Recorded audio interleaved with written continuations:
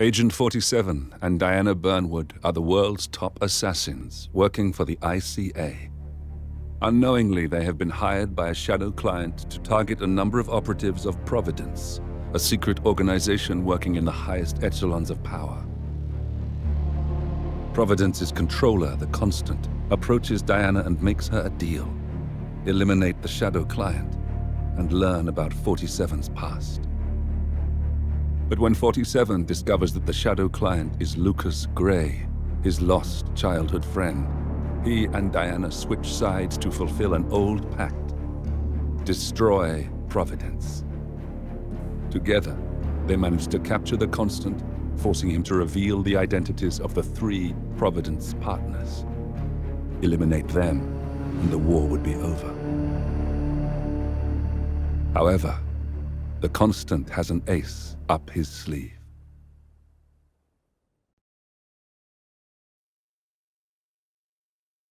Look closer. In the shadows. Behind the everyday world.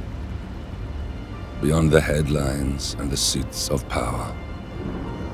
A hidden hand.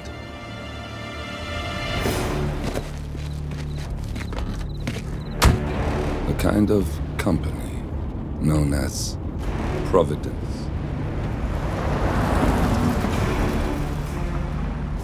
To it, we were just assets.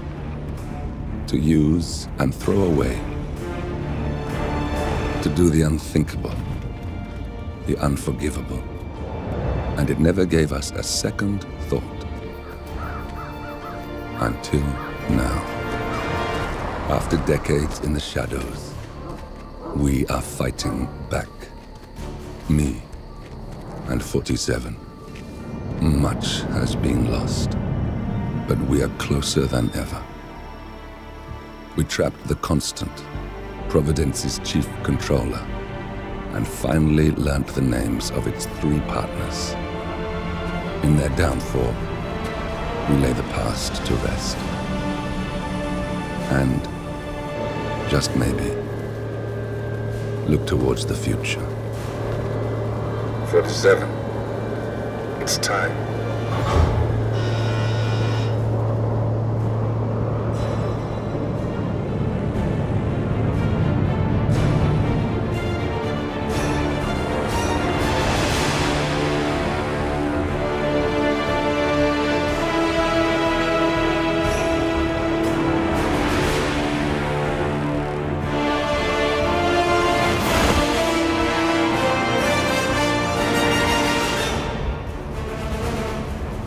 Partners are down there. You know, I never planned this far ahead. You never do. I see someone got his memory back. Wait, is that a beacon?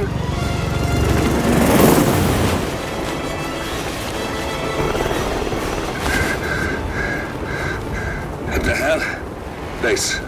Alexa Carlisle's helicopter just took off. Confirm target locations, over. Diana, what's the status? Right. We have a situation. Carlisle has left the building. And I think I know why. The Constant has escaped. He persuaded one of the sailors into setting him free. And since then, he's been seizing control of Providence assets and resources. I can only assume Carlisle is rushing to contain the damage. If she slips away again... We'll keep track of her. Make sure she doesn't. Meanwhile, the plan stays the same. Your destination is the Scepter, the world's tallest building where the partners are laying low, courtesy of their host, Sheikh Omar Al-Ghazali. Marcus Stuyvesant is 5th-generation old money. His family made its fortune in real estate and banking, and were at one point the chief landowners in New York. Carl Ingram is a powerful Washington kingmaker whose family grew rich selling gunpowder during the American Civil War, and later established a globe-spanning empire in oil, coal, and steel. Both families long since retreated from public view, but their quiet dominance endures to this day. Now, the partners likely suspect that we're coming, so Mr. Gray will infiltrate building controls and disable all electronic doors and elevators. Stuyvesant and Ingram are about to find they have nowhere left to run. Right. This is our moment, 47. Providence ruined our lives with the flick of a pen. Today, we return the favor. Happy hunting.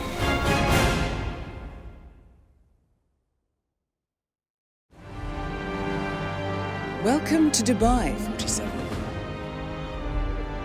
Today is the inauguration of the scepter, and the ceremony is well underway. You will find Marcus Stuyvesant near the building's signature art installation. While a paranoid Carl Ingram has ensconced himself in his penthouse suite, security on highest alert. Mr. Gray is already in position and ready to assist. Good luck, 47. 47. Come in. 47, do you copy? I'm here. Are you in position? I'm heading towards the point of entry. Good. Get back to me when you're there.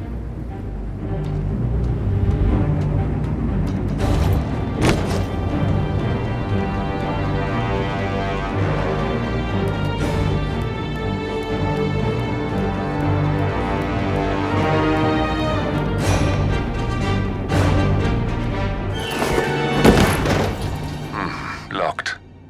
47, use your camera and scan the lock, will you? I think I can override the Windows controls from here.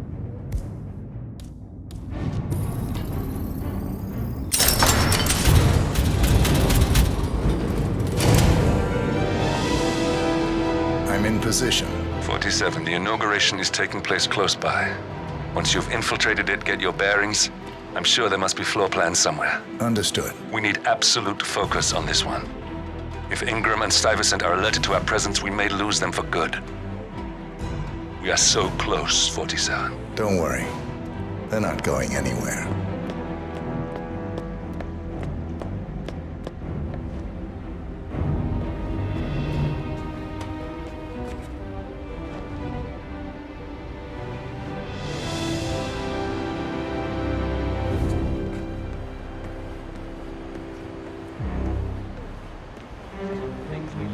On behalf of His Royal Highness Omar Al-Ghazali, I bid you welcome to the centre.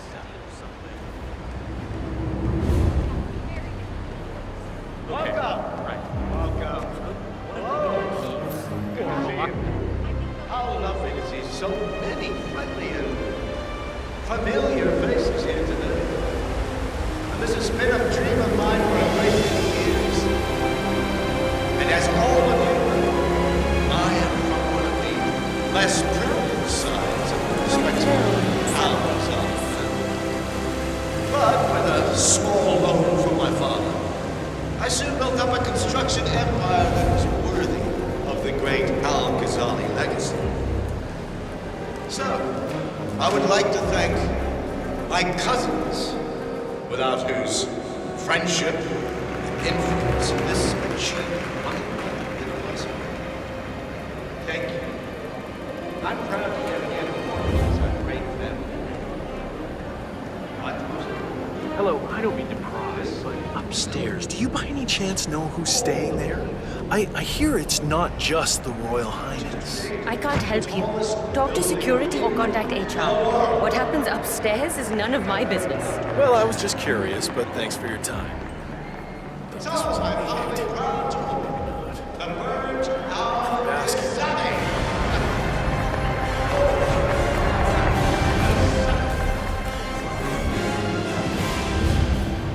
Now, please, be my guest. Celebrate. And thank you. I should recognize them. What if they expect? Listen, I want to talk to the partners directly. Make them understand why all of this is happening. And that terminal gives me an idea. There's a server room near the Sheikh's personal reception. If you can gain access to it, we might be able to recover useful intel from it.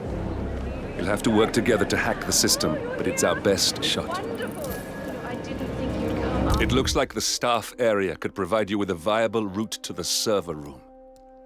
Your tragic loss. Thank you, Lucy. I would love to chat, but Marcus Stuyvesant was a god to us struggling artists. His and your generosity helped so many. that's kind of you. But I have a meeting. Ooh, with who? Can I come? No, Lucy. This is a private matter. Besides, Besides, this is your big day. You should mingle, have fun. Oh, don't worry about that. My art speaks for itself. Well, I have to go. I'll call you when I get back to New York. Lucy, you are needed at the inauguration. And there are some other issues I'd like to run by you. Oh, that can wait. Cornelia, don't go!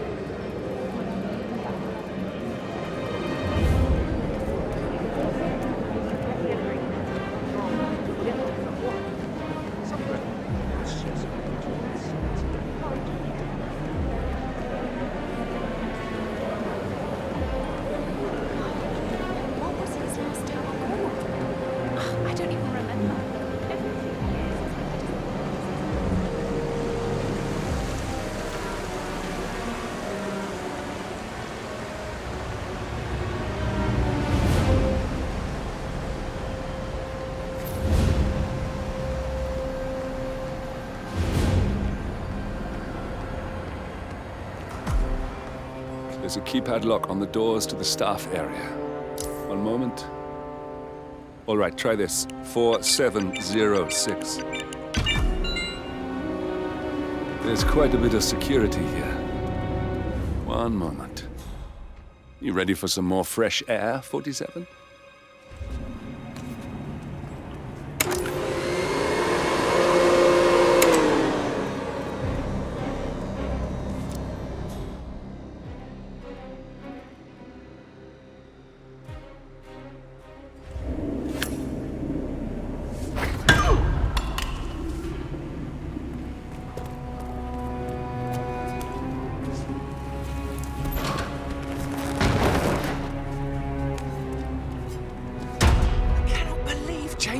Sick today, of all days. His Highness has everyone working triple shifts. There's so much going on here. I've had 4 staff update meetings already. And now that crazy manager called us into another meeting, so now we've got to memorize new lists of guest names, new passwords for the terminals, and new special dietary needs. I mean, there's an actual limit to the amount of information the human brain can contain. And I'm pretty sure I've hit it. And to top it off, they just told us we wouldn't be getting overtime payment because we're just expected to be here. Can you believe it? God, could this day get any worse?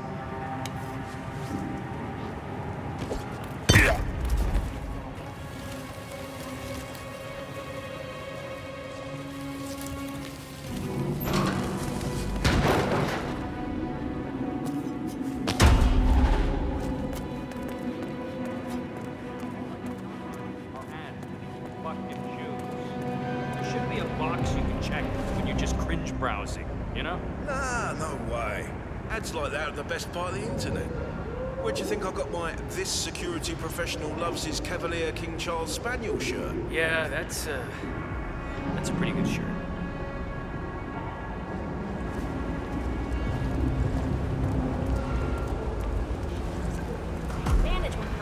I think I can open that window remotely. No chance. Scan the lock with your camera and I'll have a try. She's not on blood. Come on, what the? Of course, sure. Why not? Whatever.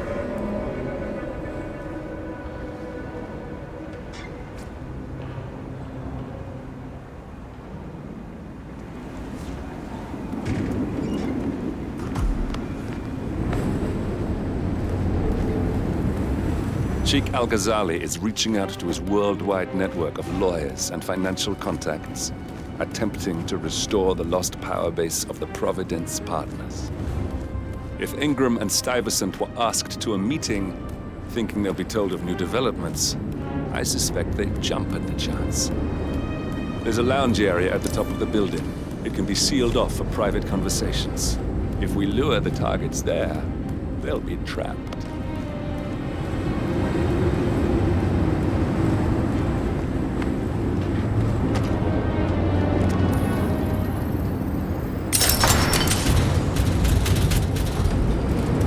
The server room should be behind one of the doors in this hallway.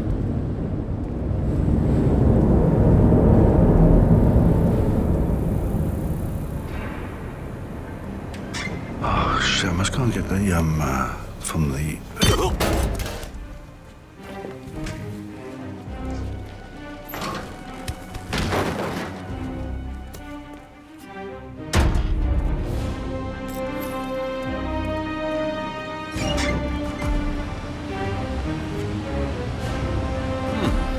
calendar function. We can use this to summon the partners to a fake meeting, 47. All right, I'm no hacker like Olivia, but I think you need to pull one of the racks here to gain access to the terminal.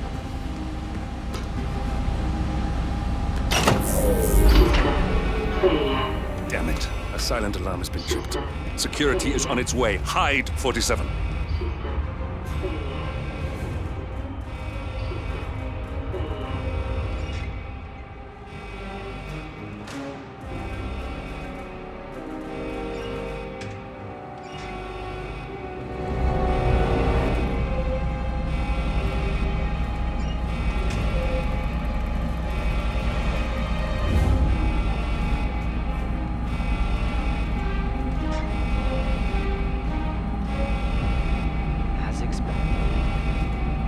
See here.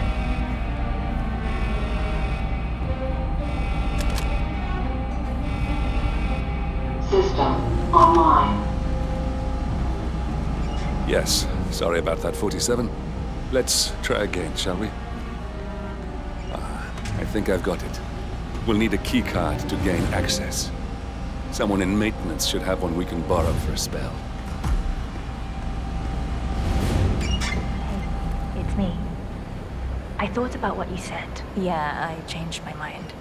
It was an insane idea to start with. Exploding golf ball. I don't want blood on my hands. I've never taken things to such an extreme before.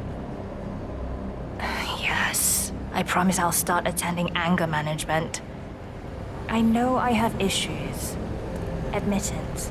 That's the first step, right? I've not that many. And people tend to go after that remember. No one will get hurt.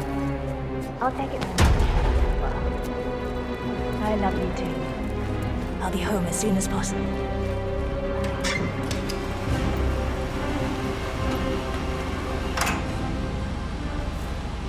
That must have done something. Can you see anything different in the room? Good. We're in. Now all you need to do is access the terminal and use the calendar option to summon the Providence partners to a meeting. Building cameras are now disabled. Elevator doors are now open. Good work. The meeting has been booked. The partners should be moving up here shortly. Huh. Looks like the lounge can be sealed off for private conversations. Handy. Excellent. I see the partners moving. You should join their meeting.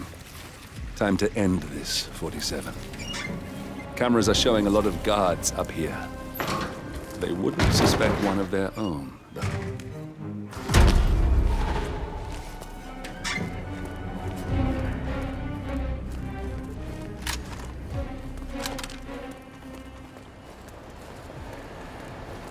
Hello. Yeah, just wanted to remind you about the lockdown drill tomorrow. That's right, 900 hours.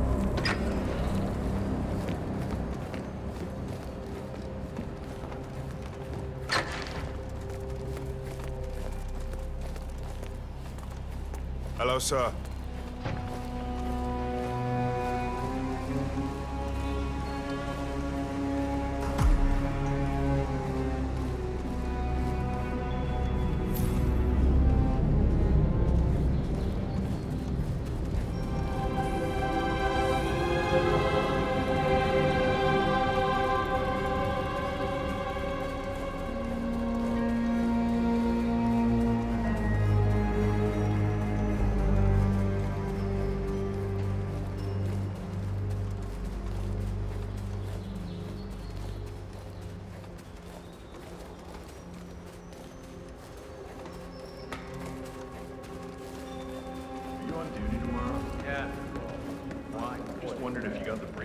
Lockdown drill tomorrow? I got it. I'll get issued one tomorrow morning. You know how it works? Because I don't. It's easy. Two of us are Guards, leave us. We need to talk privately for a moment. Now we'll just wait for the partners to be alone. Then you can activate the room's lockdown feature. Where's The partners are alone Where's now. the Sheik? It's a busy I'll day activate for the him. panel controlling Surely the we room's can give security him a few features. moments. Do you When know you're ready, what he wants to talk use it about? to start No, the show. but I've known this man for a long time. He wouldn't call us up here without good reason. I trust his people will have multiple scenarios ready for us very soon. Which reminds me, we need to discuss Alexa. What's there to discuss? She left us. At the most critical moment, she abandoned ship. That family has never been trustworthy, and Alexa just proved to us that she, and indeed any of her heirs, isn't up to the task. I agree. She displayed extremely poor judgment. I hope Omar is able to step up. At this time in particular, we need a solid foundation to rebuild from, and someone to help us hit that traitor Edwards where it hurts. Oh, he'll get what's coming to him. Oh, we'll take care of Edwards all right. I'm not leaving this mess for Cornelia to deal with once she takes my seat.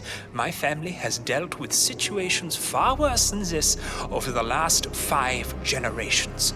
This is peanuts. I can't help but wonder if Alexa's insistence on tagging Edwards before he went to that preposterous island gathering of his is what set this whole thing off. I never did like the twins.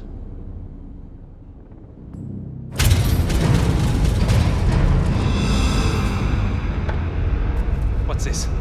Carl? Did you do that? I certainly did not. I have no idea what's going on. Gentlemen. What's the meaning of this? You're the one responsible for all this. Gray, what do you want? Something that has been a long time due. Revenge. Revenge? How banal. You killed Cobb, Navikov, Caruso, the Washington twins, everyone at Haven. You broke into our bank, and you outed Providence to the world. Whatever perceived slight we've done to you is insignificant to the amount of damage you've caused us. You've caused the world. You're a murderous terrorist. Nothing more. What did we ever do to you anyway? You specifically? Nothing. Providence? Everything. Providence made me, and at the flick of a pen, Providence broke me. I'm just returning the favor. Providence has ruined the lives of countless people, expecting and facing no consequence for its actions.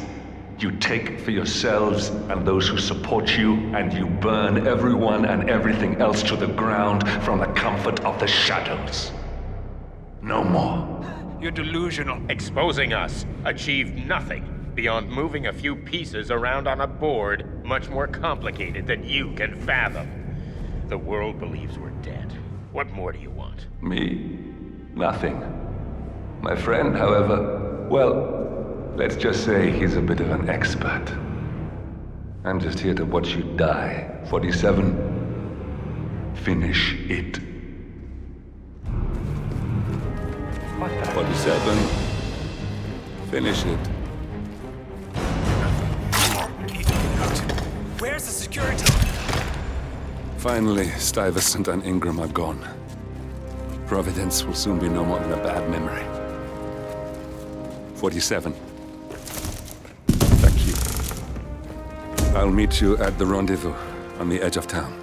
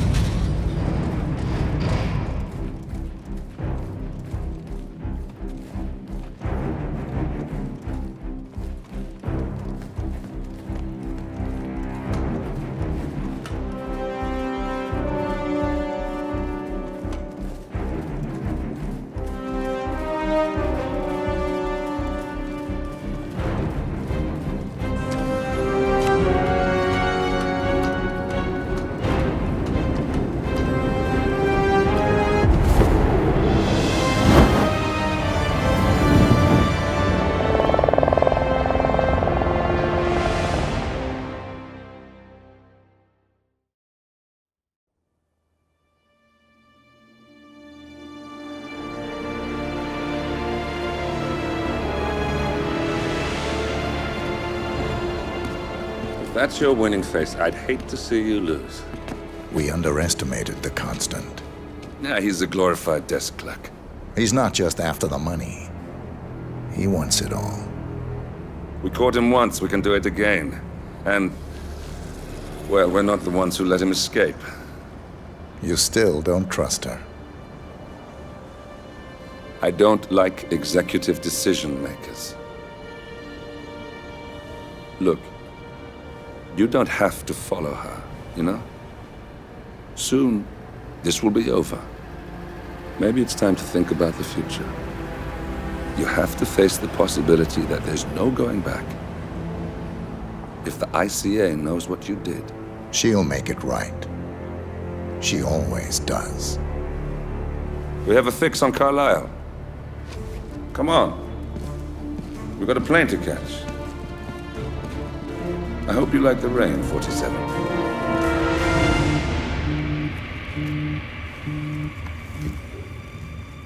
Miss Burnwood. How did you... I have everyone's number. You really ought to know by now. You planned this? All of it? Don't be silly. I just played the hand I was dealt. We'll find you. You had me. Where'd that get you? We handed you an empire. It's for the best. The partners were complacent, set in their ways. But power is more than just security. Providence can be an agent of change. Surely you understand. Or you will.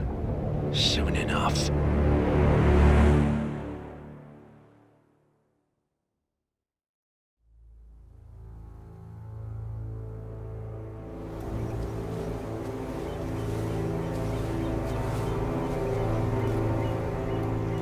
She came home. Carlisle's lost an empire. You fall hard enough, you tend to be reminded of what truly matters.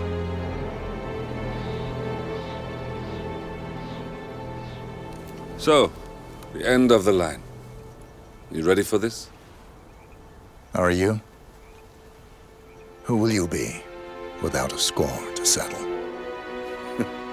I guess the world's most wanted fugitive will have to do.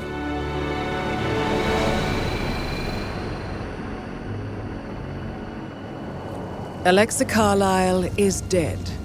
According to the funeral invitation, that is. So naturally, it caused quite a stir when the late matriarch turned up at the breakfast table, alive and kicking.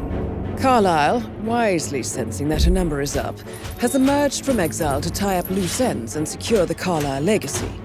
She may be a monster, but you have to admire her due diligence. Carlisle descends from an ancient line of warrior aristocrats. Her great-grandfather made a killing in the Second Opium War and established an empire in shipping, railroads, and newspaper publishing. While largely unknown to the public, the family still asserts its quiet dominance over global transport and logistics, media, and technology. Most senior of the partners, Alexa Carlisle, is cold as ice, tough as nails, and sharp as a razor. Incidentally, it was her late father who first brought the three families together after the end of World War II at this very house, meaning that this gentleman is the birthplace of Providence. It began here, and it ends here. Talk about poetic. One more thing. According to our intel, Carlisle keeps a case file on the Constant, information that may be helpful in his recapture, so don't leave the estate without it. Right. Happy hunting, 47. See you on the other side.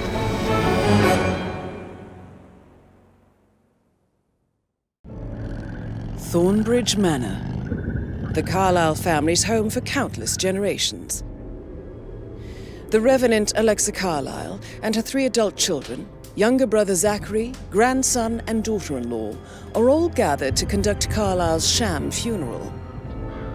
Curiously, Carlisle summoned a famous London PI soon after arriving this morning, but his purpose at Thornbridge is yet unclear.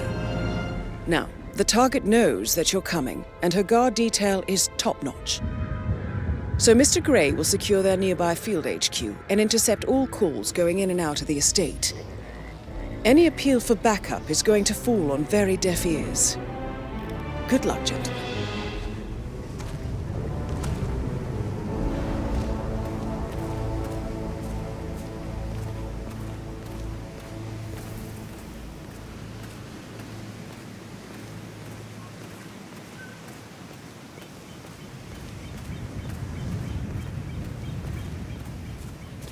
This is a private area, sir. Phineas Whitmer, private investigator. I have an appointment with Madame Carlyle. Please wait. Mr. Whitmer is here to see Madame Carlyle. You can go right in. That is Phineas Whitmer, the famous private investigator hired by Madame Carlyle this morning.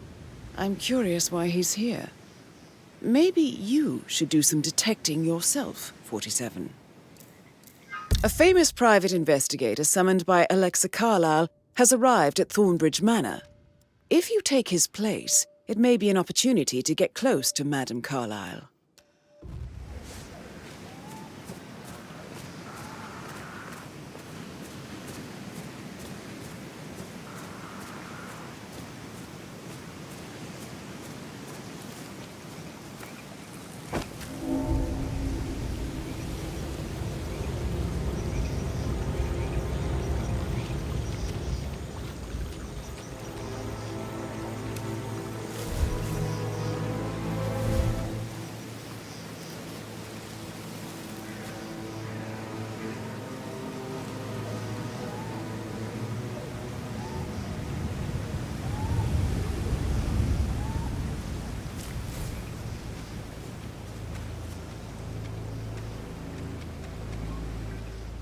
Mr. Whitmer, thank God you're here.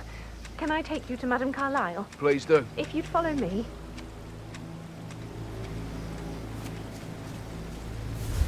I know I ought to say anything, but I'm so relieved you're here.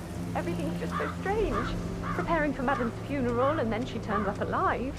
But then the awful business with her brother Zachary, and all this security. I've never seen the place guarded like this, and I dare say I don't like it at all. Oh, by the way, I told Kate about those texts. What did she say? Well, I thought she'd be mad at me, but she just thanked me that she understood the position I was in. This is what I mean. You have to be patted down before you see Madame Carlyle inside. And that stuff from your ex is like manipulation 101. I know. I guess I thought she was going to read Sir, into them I just need to check. That's a bit excessive, I think, considering the fact that I spotted no less than 2 routes to get inside the house unseen. We know what we're doing, sir. Don't worry about that.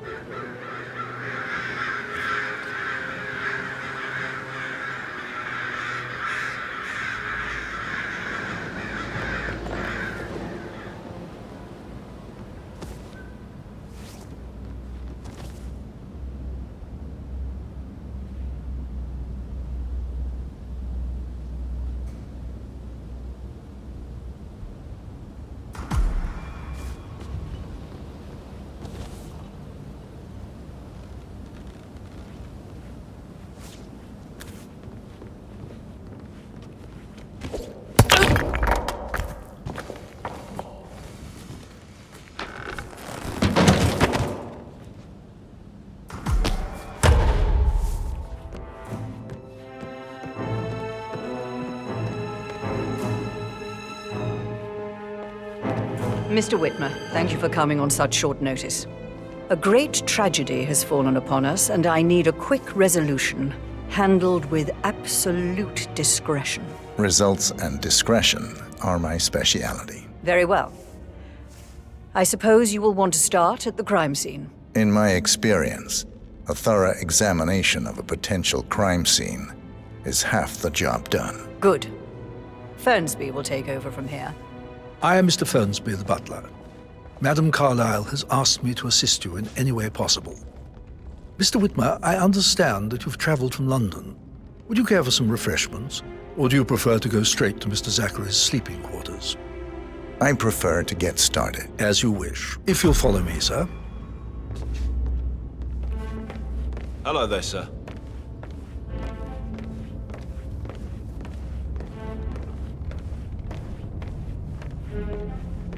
I feel obliged to point out that current affairs surrounding Madame Carlyle are of a delicate nature.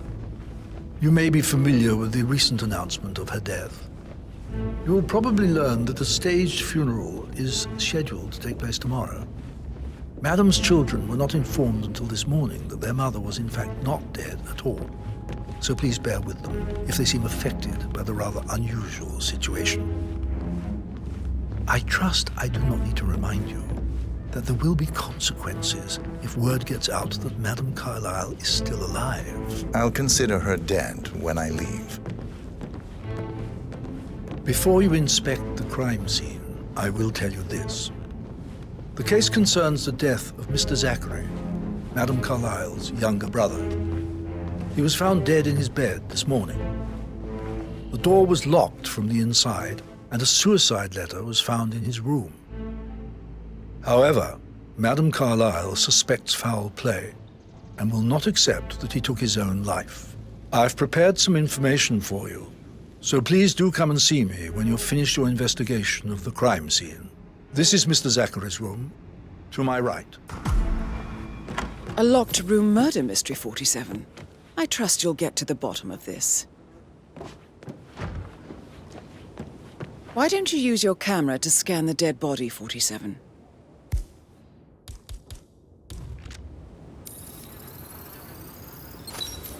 Throat markings indicate a rare, short-lived plant poison killed him. Spread shows time of death at around 10 o'clock last night. You do know your poisons, 47.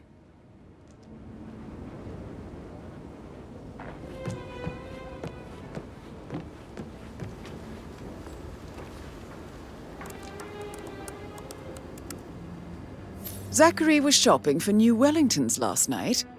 Not exactly what you would expect from someone suicidal.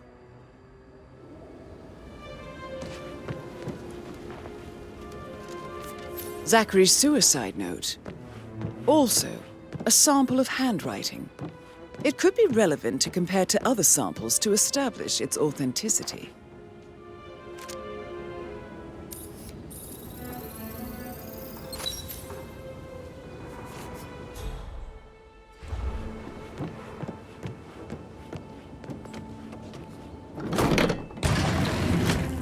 A hidden door. It's a secret passage. This could explain how the door was locked from the inside. A photocopy of the floor plans. Somebody's been researching the secret ins and outs of Thornbridge Manor. I believe you've done a thorough search of the crime scene, 47. Maybe it's time to see the butler. I'm curious about the information he's prepared for you. Any kind of explanation. It's bloody rude, that's what it is. Making us come here to play funeral and then show up like nothing's the least bit strange. Oh, don't get your knickers all twisted. I'm telling you, she's not fit to be in charge anymore.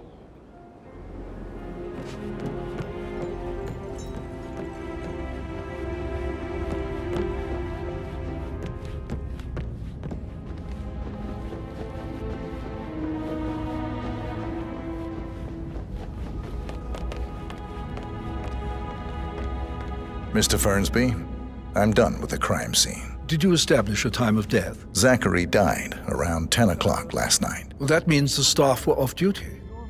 And Madame Carlyle and her security didn't arrive until this morning. That leaves Madame's family and myself as the only persons here when he died. And before you ask, no, I do not have an alibi. I was alone in my office at the time of death.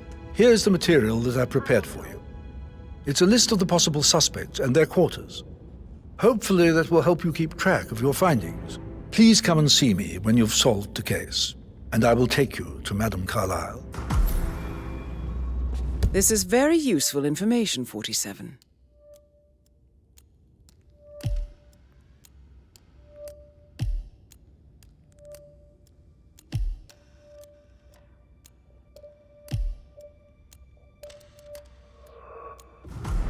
So how does one solve a murder mystery, 47? Motive, means, and opportunity, I believe. May I suggest you ask the suspects for alibis? Or perhaps do you prefer searching the manor for clues first? That is the door to Mr. Fernsby's office.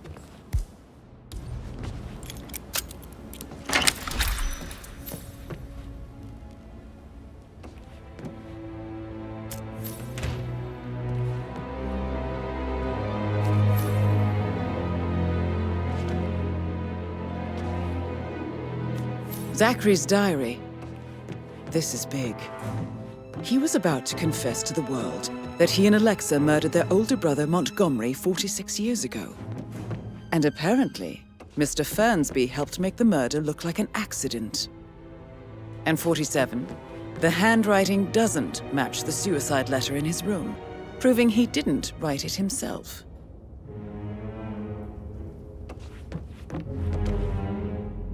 Painkillers. Lethal if you use enough of them. But not the poison used to kill Zachary. Of course, Madame Carlyle doesn't know that. Are you considering to frame the butler, 47?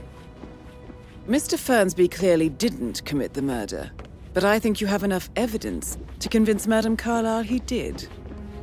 Maybe you should tell him you are ready to present your findings. Unless, of course, you want to do some more detecting, 47? Listen, Gregory. Something's off. Pruitt got word his motion was rejected. We all signed the bloody thing 4 days ago. Oh, dear God, not this again. So I got hold of the officer. He says it was finalized, but then how can it be withdrawn? Just wait a few days. I'm sure it'll sort itself out.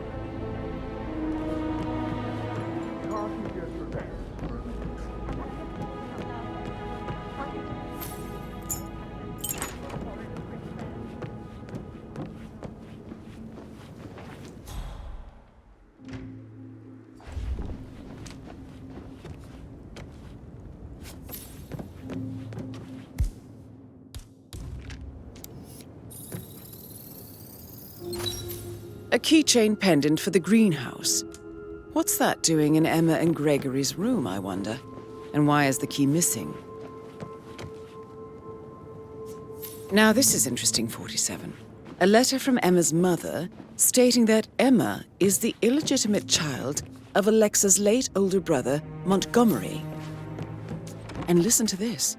She claims to have witnessed Alexa and Zachary murder him. The plot thickens. Right, yeah. Making you wash his car twice?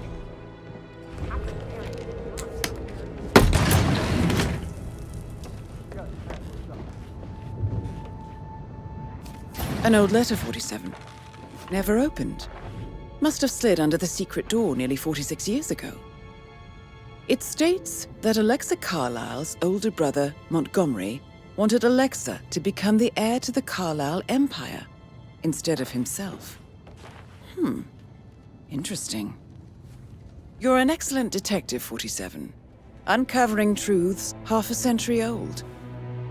If you frame it correctly, I believe you could use the information to convince Madame Carlyle that Zachary committed suicide.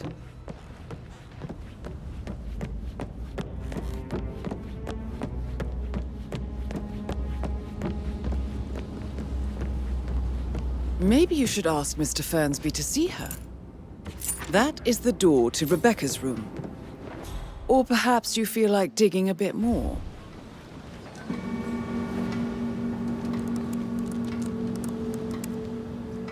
I can see from the log that Rebecca was in a conference call from 9 p.m. to midnight last night.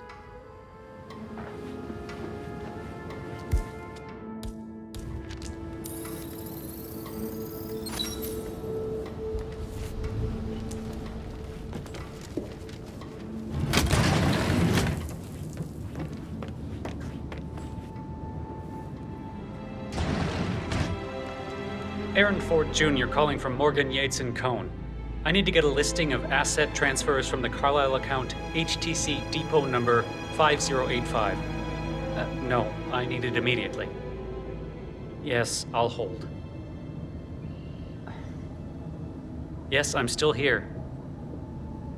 It doesn't exist. What do you mean it doesn't exist? Right. I'll double check and get back to you.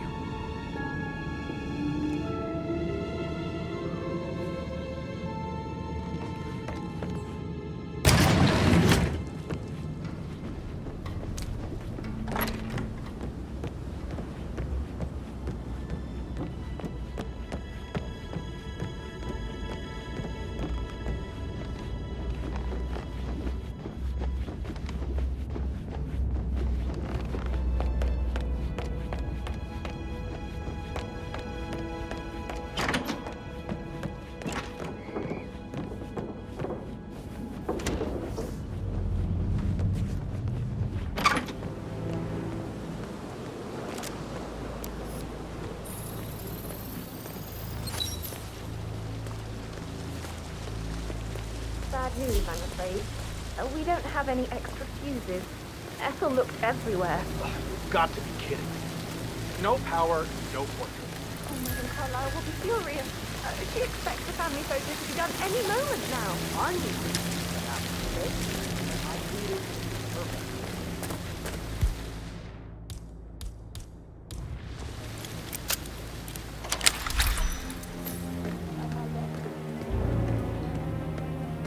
Broken lab equipment. It looks like it was recently used, though.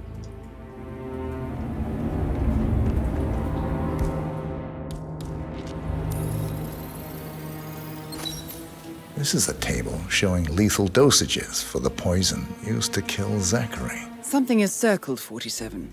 Female, age 65 to 79, 60 to 64 kilograms. I'd say Madame Carlyle is next in line for a poisoning.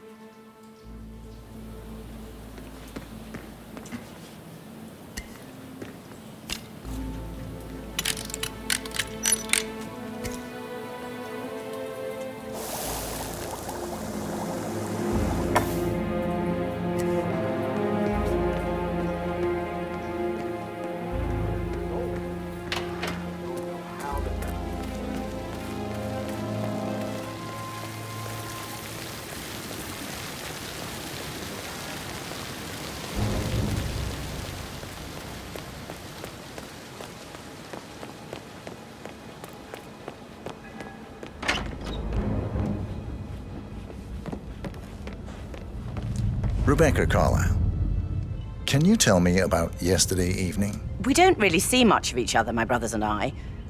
I suppose it takes our mother's funeral to bring us together, and even then, it's not like we sit on each other's laps. Now, let's see. Patrick, Gregory's son, disappeared straight after dinner. You know, I think he might be in some sort of trouble. Edward wanted to go as well, but Gregory convinced him to stay for a few drinks before they went off for a pint at the local at 9:15.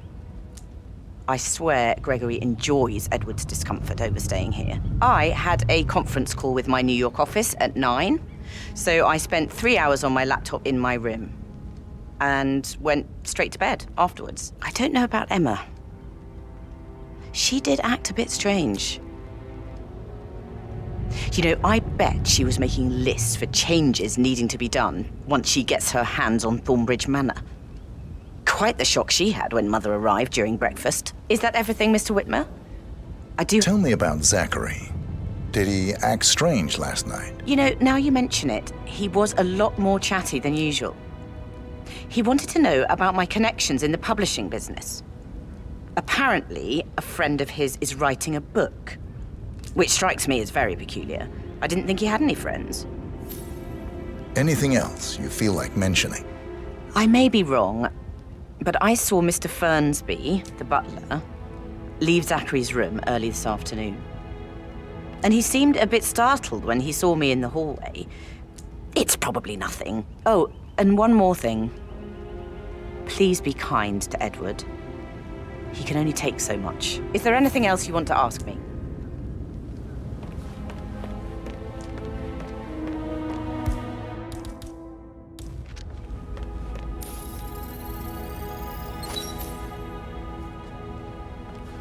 Phil, did you find out if the vote was notarized?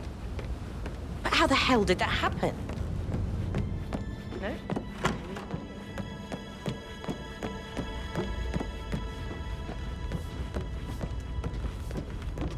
How tall are you? Let's pick this up later.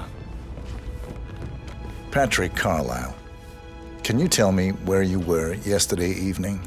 Shit, it's that sneaky butler, isn't it? He ratted me out. Elaine, give us some privacy, would you?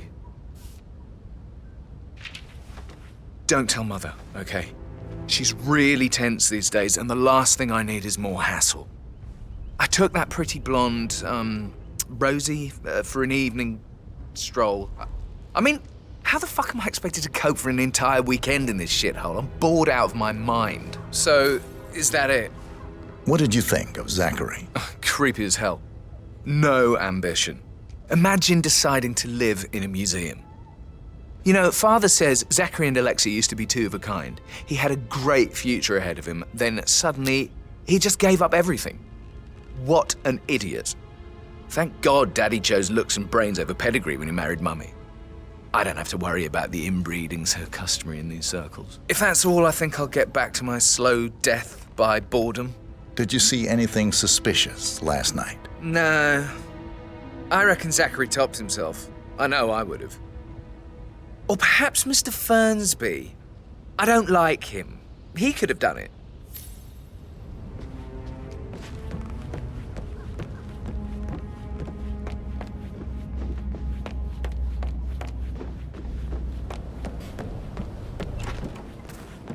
But he was such a gentleman. He gave me his coat and all. Rosie, you need to forget about Patrick. No good's gonna come of it. Stick to your own kind. You mean like Chris? He treated me like shit. All he wanted to do was play his stupid video games, never any romance. I deserve romance. Rosie, tell me what you did last night. I'm in trouble, aren't I? I spent the evening with Patrick.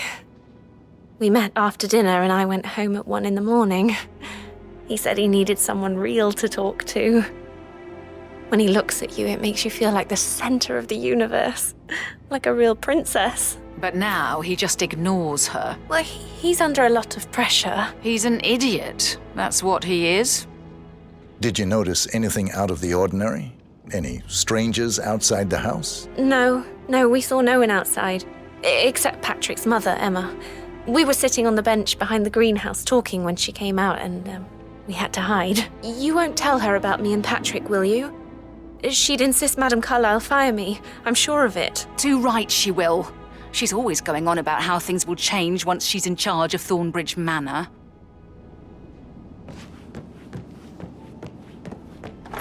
Did all the groceries arrive?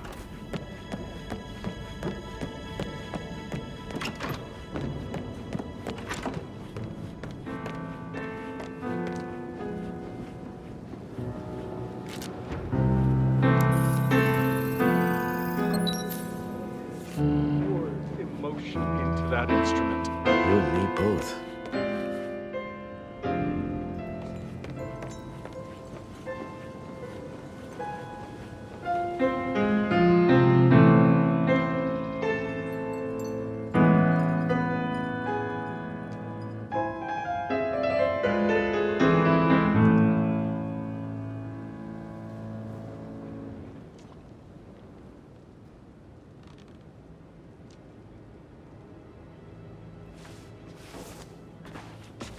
Professor Edward Carlyle, can you tell me your whereabouts for last night? Oh, yes, this dreadful business with Zachary. I stay at the local inn. You see, I prefer not to spend the night here at Thornbridge Manor. My brother Gregory came along for a nightcap. He'll never admit it, but I think he understands that I find this whole thing upsetting and wanted to provide some comfort. I believe we went to the Stag's Head around 8:30. Anything else I can do to help? Can you tell me about Zachary's behavior last night? I certainly didn't expect him to commit suicide. Sure, he was upset by Mother's supposed death. We were. But he seemed more engaged than usual. You should ask Rebecca. They had a long talk. Did you know that he hadn't left Thornbridge Manor in nearly 50 years? His plants, Mother, and the staff, all the company he had. If that's all, I have a speech to write. Did you notice anything else out of the ordinary? You mean apart from the fact that we came here to bury our mother and she shows up alive and kicking? Zachary found dead in his bed this morning? Or perhaps that the planned funeral is still taking place and I have to do the eulogy? And Mother will surely have strong opinion on it afterwards. I can't breathe. Excuse me.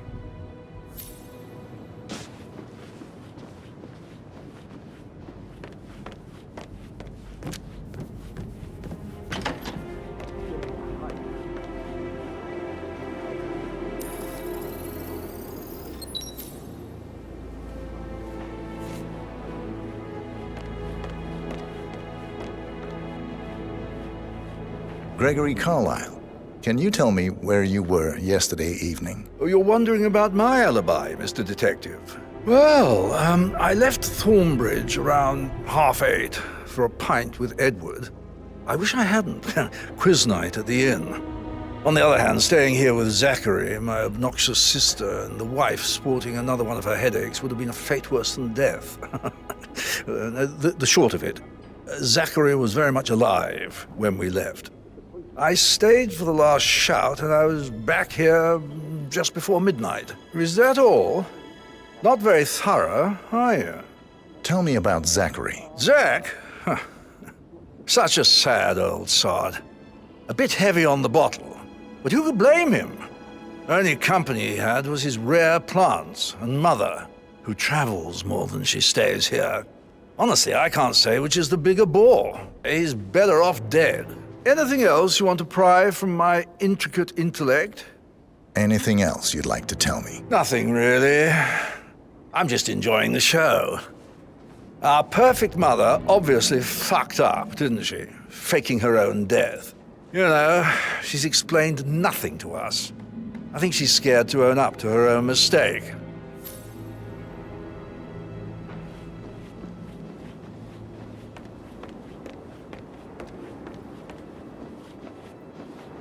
Emma Carlyle, can you tell me where you were yesterday evening? Surely I'm not a suspect. I need to account for everyone. Well, I spent the evening with my family, but I got an awful migraine and had to take to bed. Everyone can attest to that. I believe I went up when the boys sat down for a drink around 8 o'clock. Anything else you want to know? You have uncovered enough evidence to tell Madame Carlyle that Emma His is presence the was murderer. always awkward. Quite the detective, How do you have a 47. meaningful conversation with a impressed. man who only cares about plants? In my opinion, Alexa bears some responsibility for how this ended. She supported his self-limiting behavior by letting him live here. Is I that suggest all? you go tell Mr. Fernsby. Have you noticed anything else out of the ordinary? Nothing special comes to mind. Except, perhaps, I did get a feeling that Zachary was depressed, not just sad. I suppose he realized that he had no one with Alexa gone. Even Alexa must feel the pangs of guilt over that one, letting him believe she was dead. Then again, guilt isn't her strong suit.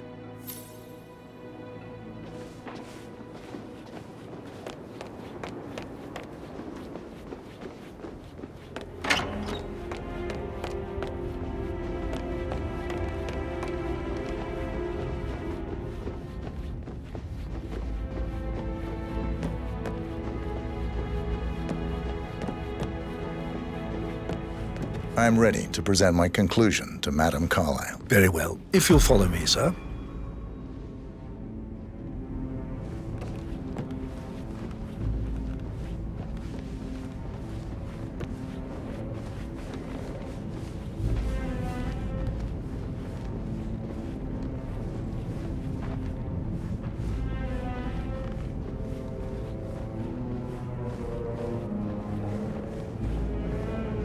Hello, sir.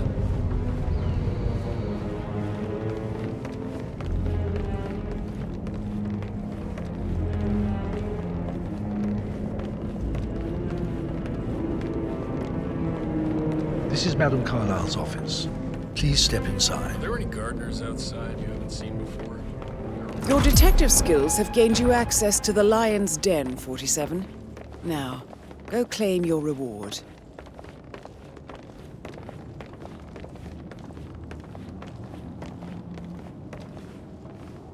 So, Mr. Whitmer, you've reached a conclusion. Take a seat. Please, go ahead. Your brother committed suicide. I need to see some evidence to believe that, Mr. Whitmer. Zachary was found dead in a room locked from the inside. He died from a rare poisonous plant he cultivated himself. He believed you were dead, and a suicide note explained that he did not have the courage to go on without you. That's what I don't buy. I cared for him deeply, but the truth is he hated my guts. My death would not make him commit suicide, I can promise you that. Perhaps the death of your older brother, Montgomery, then. I have found evidence showing that you and Zachary killed him nearly 50 years ago.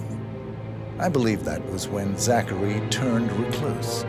Your brother recently uncovered proof that your past deeds were for nothing. A letter from Montgomery stating that he wanted you, Madame Carlyle, to take over from your father instead of himself, as you were better suited to the job. Everything would have turned out the way you wanted, without anyone dying.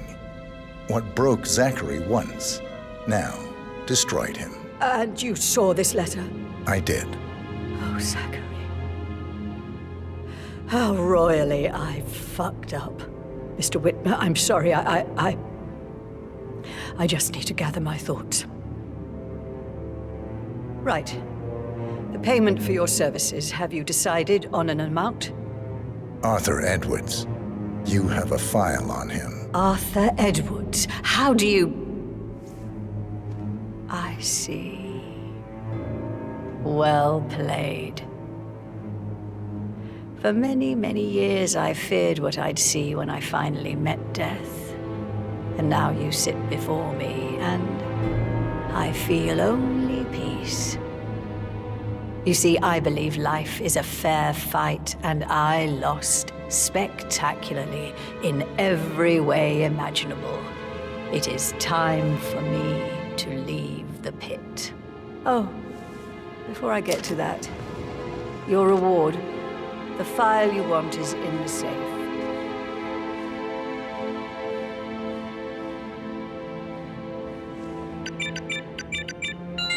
A last wish from a dying woman. Get Edwards and make him suffer. So long. I need some privacy. Thank you.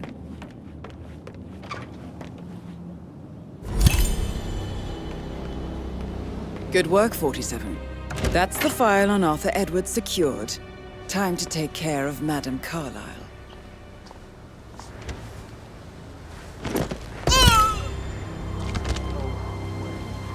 Mission complete. Well done, 47.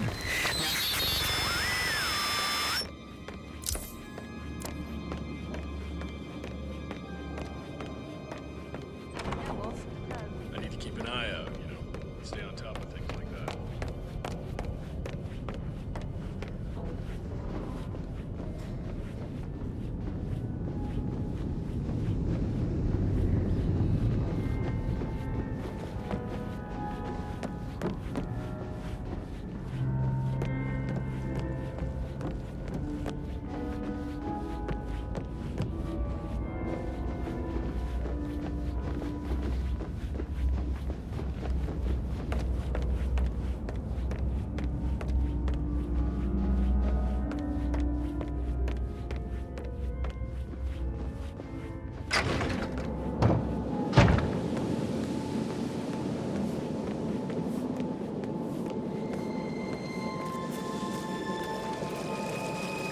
How are you today, sir?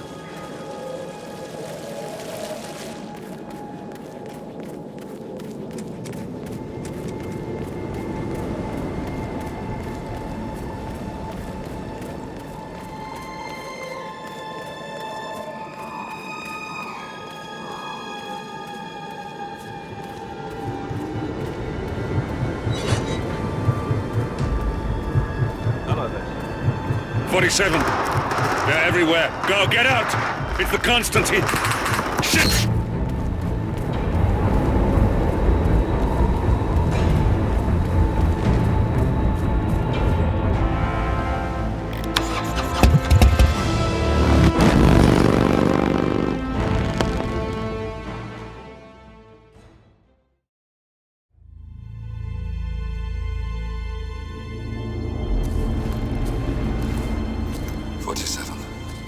Don't respond, just listen. Diana can't help you now. You need to find Olivia. She will know what to do. I wish there had been more time.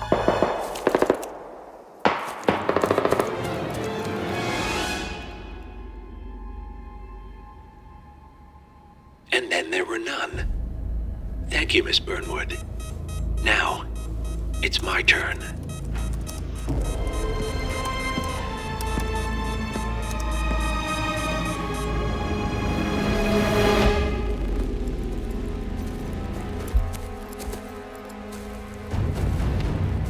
Stay down. Boss wants you alive. Yeah? How about now? Over here! Cover me!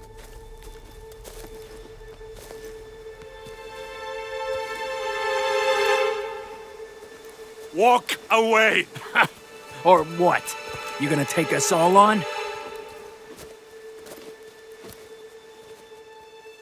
Don't. Tell the Constant to start running!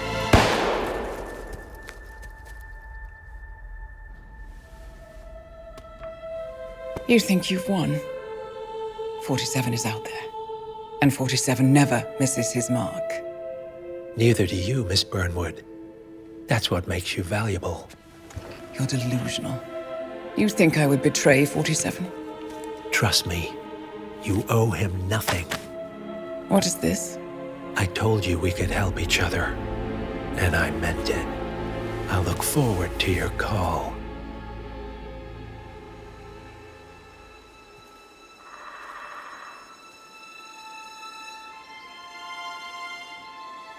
Gray is gone.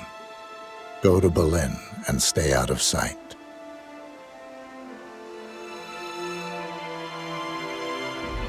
We're all that's left now.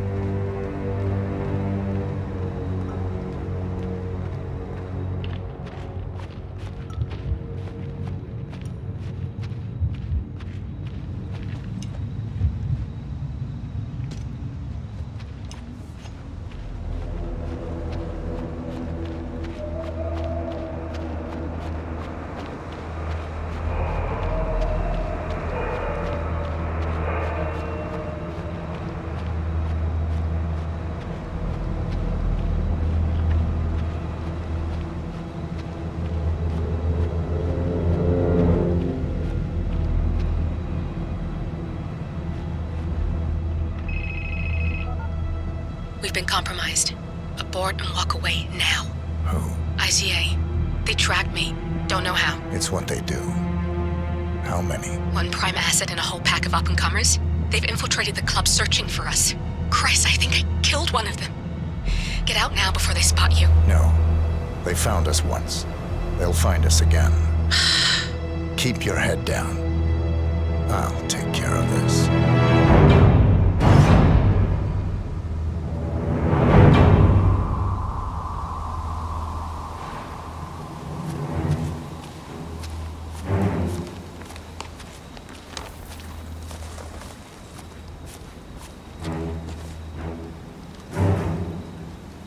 it's me.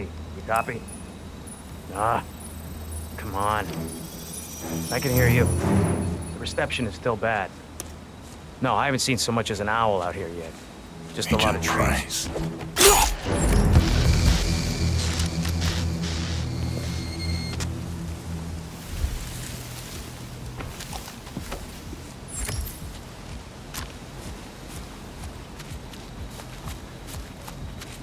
This is like looking for a needle in a haystack.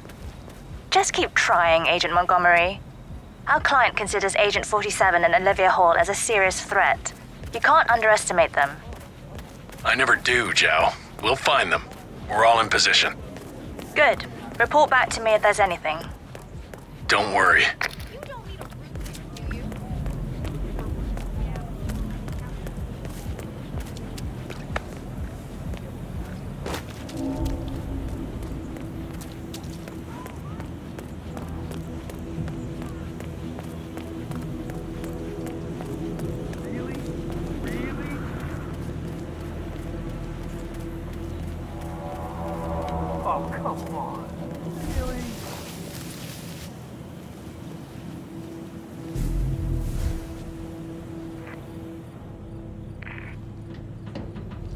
It's Agent Thames reporting in. No sign of target. He's here. He has to be. Don't get comfortable. Agent Thames.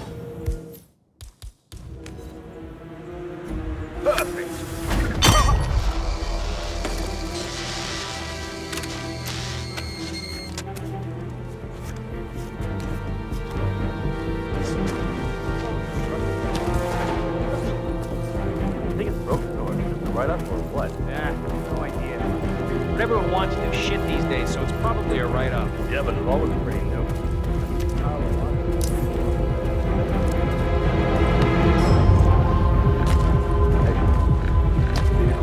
Yeah, it's fine.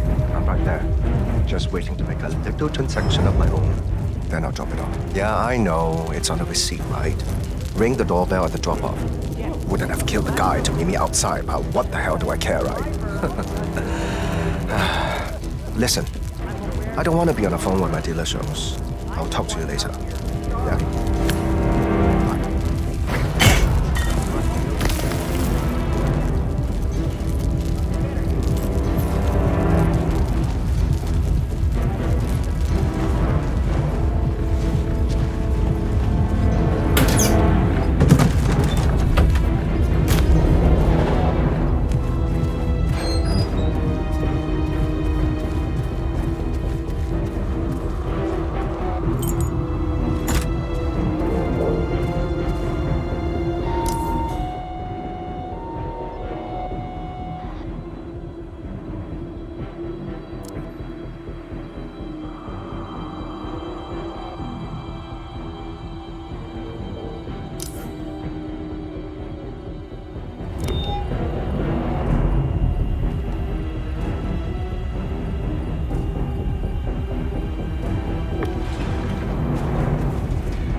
About damn time. Now leave the food and get lost. You ain't getting a tip.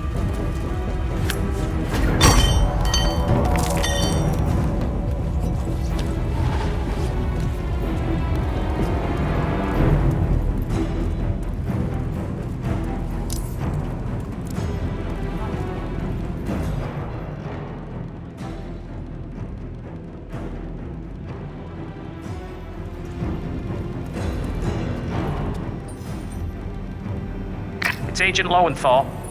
No sign of 47 on my end.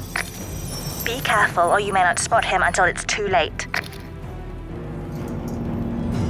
Agent Lowenthal.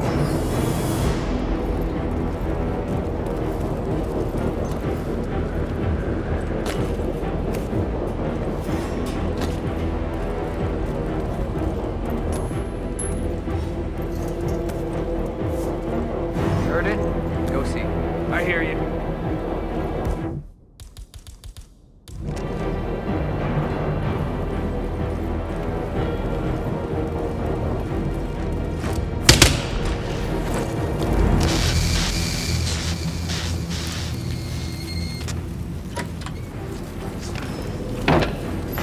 Agent Lowenthal?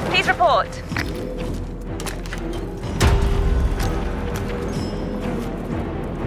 That's a second agent down. Are you all sleeping out there? We could not have stacked the deck more in our favor and still... Oh.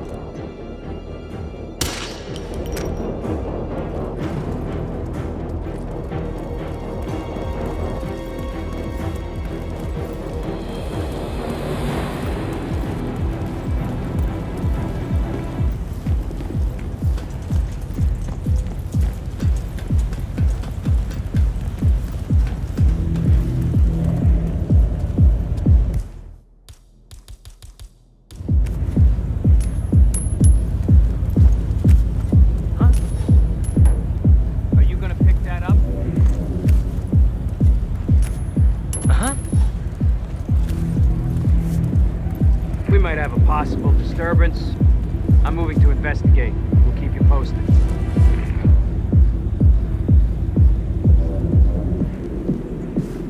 I wonder what that could be.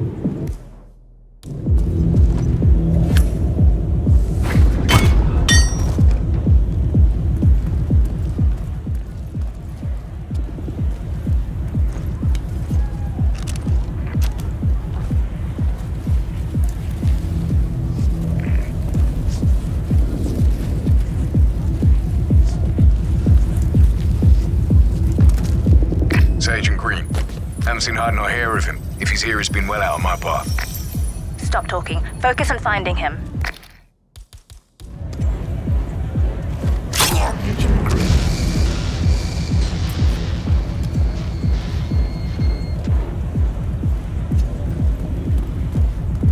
Green!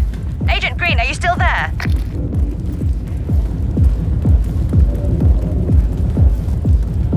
We've lost a third. We're paying for our mistakes with blood. Stop wasting time and end this.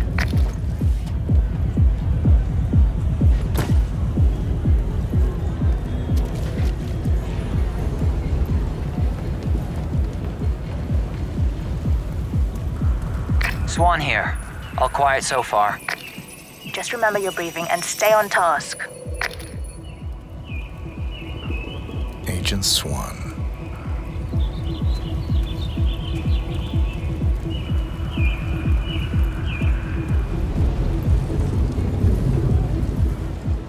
Always one step ahead. It doesn't make sense. Unless this channel isn't secure. Don't take any chances. Freeze him out. Security's here. Awesome.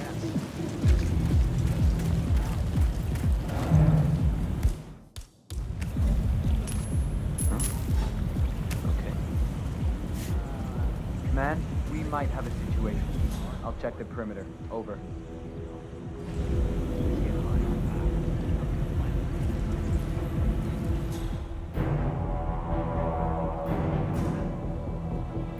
Hey, come out if anyone's there. Excuse me? Might have a situation. Sweeping area.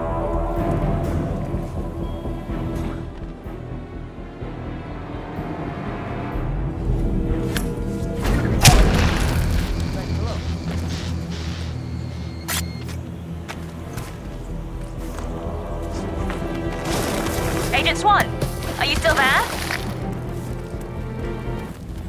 4 agents down. This is beyond the pale, gentlemen. I am speechless. Shit! We need to man up!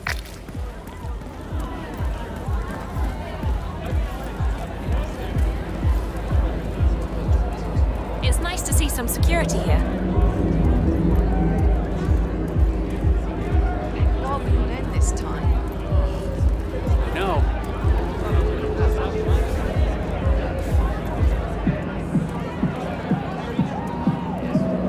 Davenport here. Nothing to report. Stay alert. We don't need to give them an opportunity to strike.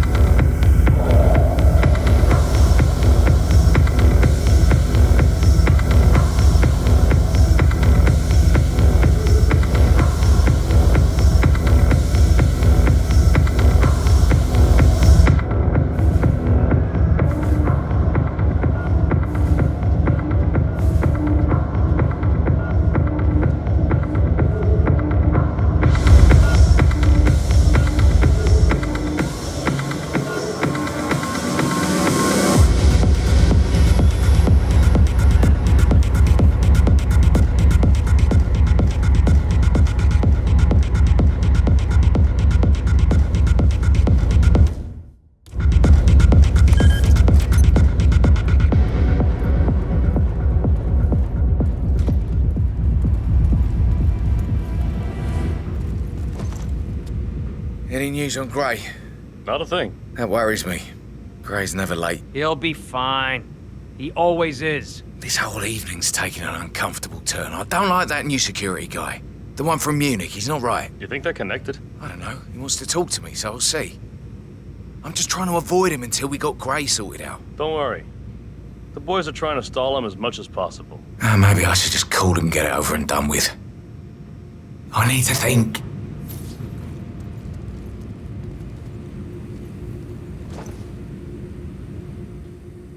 Rolf Hirschmuller. You are a difficult man to track down, but I am glad we finally met. You must be the guy from the Munich chapter. I didn't get your name. No need to know my name. I'm more interested in the name Lucas Gray. I believe you know him? We've done business. Oh, I know. Then why not? Command, just checking in. I got zilch to report. Understood. Stay watchful. It's only a matter of time now. Slip away? I don't know what you're talking about. Yes, you do. And I want you to think very carefully now before you answer my next question. I don't care about Gray. He is dead. He's dead? Very.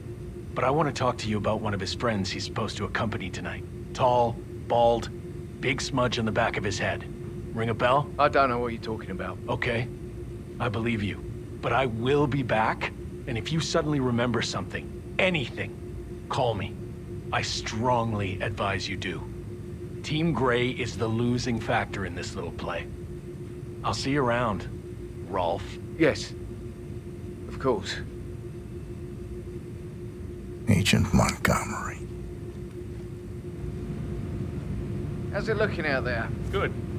It's crowded. Hope they're not just drinking water. This is Montgomery. If you see anything, report to me or Zhao. Understood?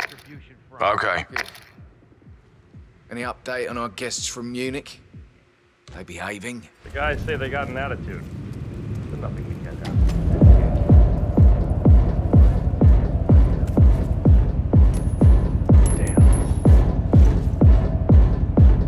Find out what that was. Aye, aye.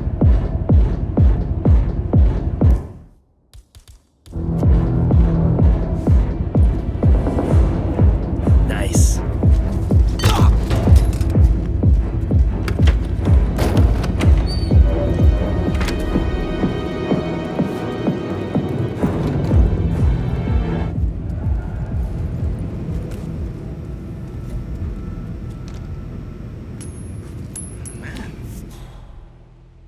Thanks.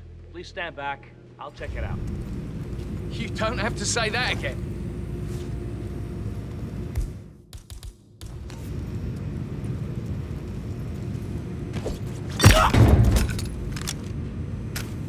It's me. Nothing to report. Keep looking, he'll turn up.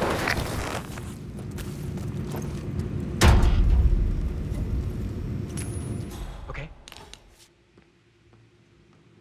What was that noise?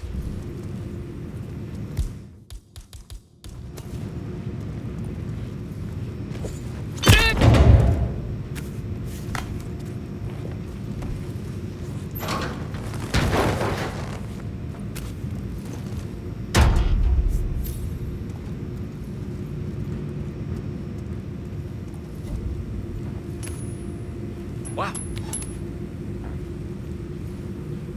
Command, I've heard something weird. I'm gonna go check it out.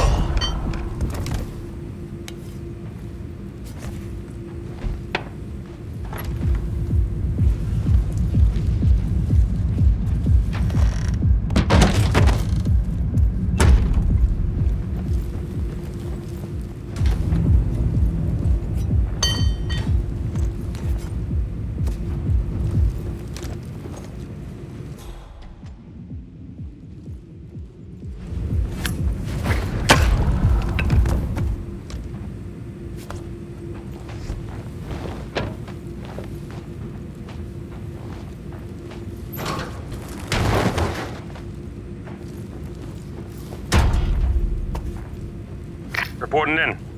Nothing out of the ordinary. Report received.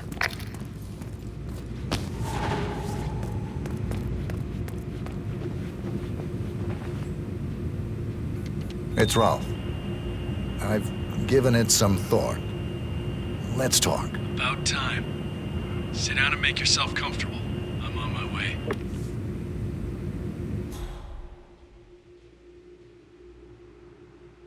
Careful, Montgomery.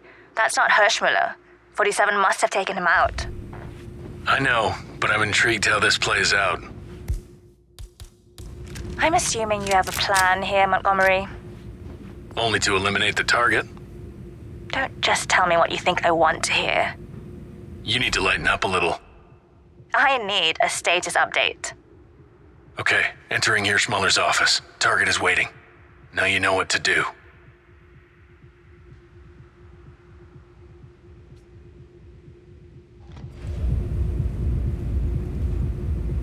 Good. Now let's talk business. Well, talk. I forgot that you're a man of few words. 47. I'm Agent Montgomery. It's a pleasure to finally meet you. You are a legend. Legends die. I'm alive. Well, not for long.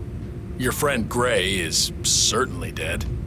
Heard he begged for his life like a little baby lamb, ready for the slaughter.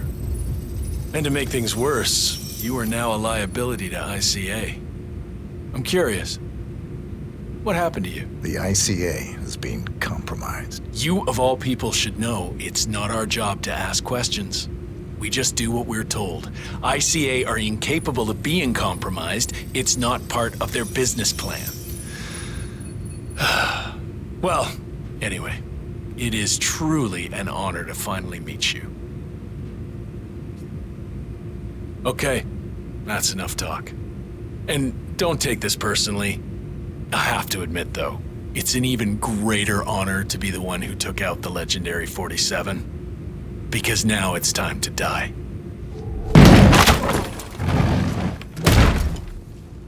Let her rip! Kill him! Need a doctor here! We got him. It's time to move in. Go, go. Don't let him slip through your fingers. No games. I need a cat and mouse. Just get it done. How the hell did he... We're done. Get out. I'm not losing any more of you.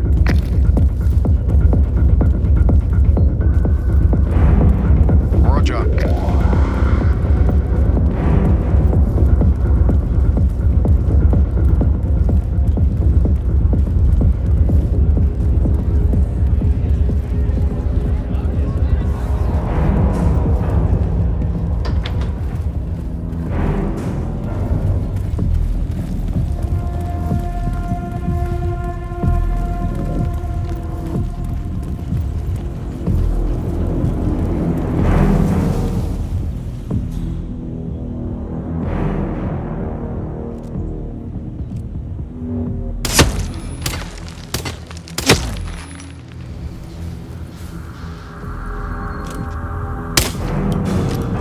Agent Rhodes, report.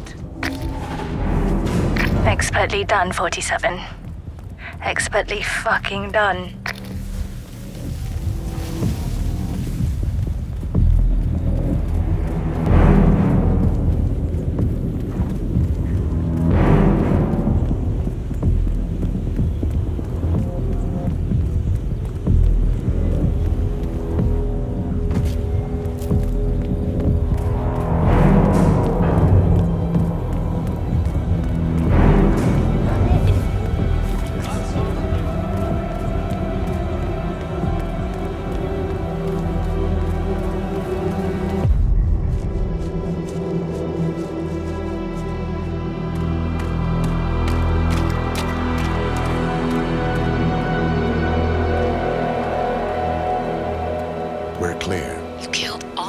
They got my message.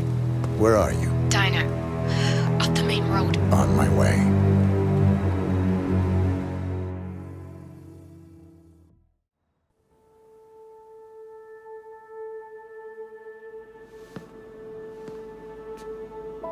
You're hurt.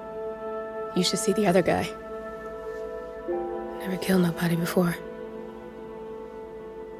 What you did back there. You really are all Gray said you'd be. 47. He didn't suffer, did he? He made it count.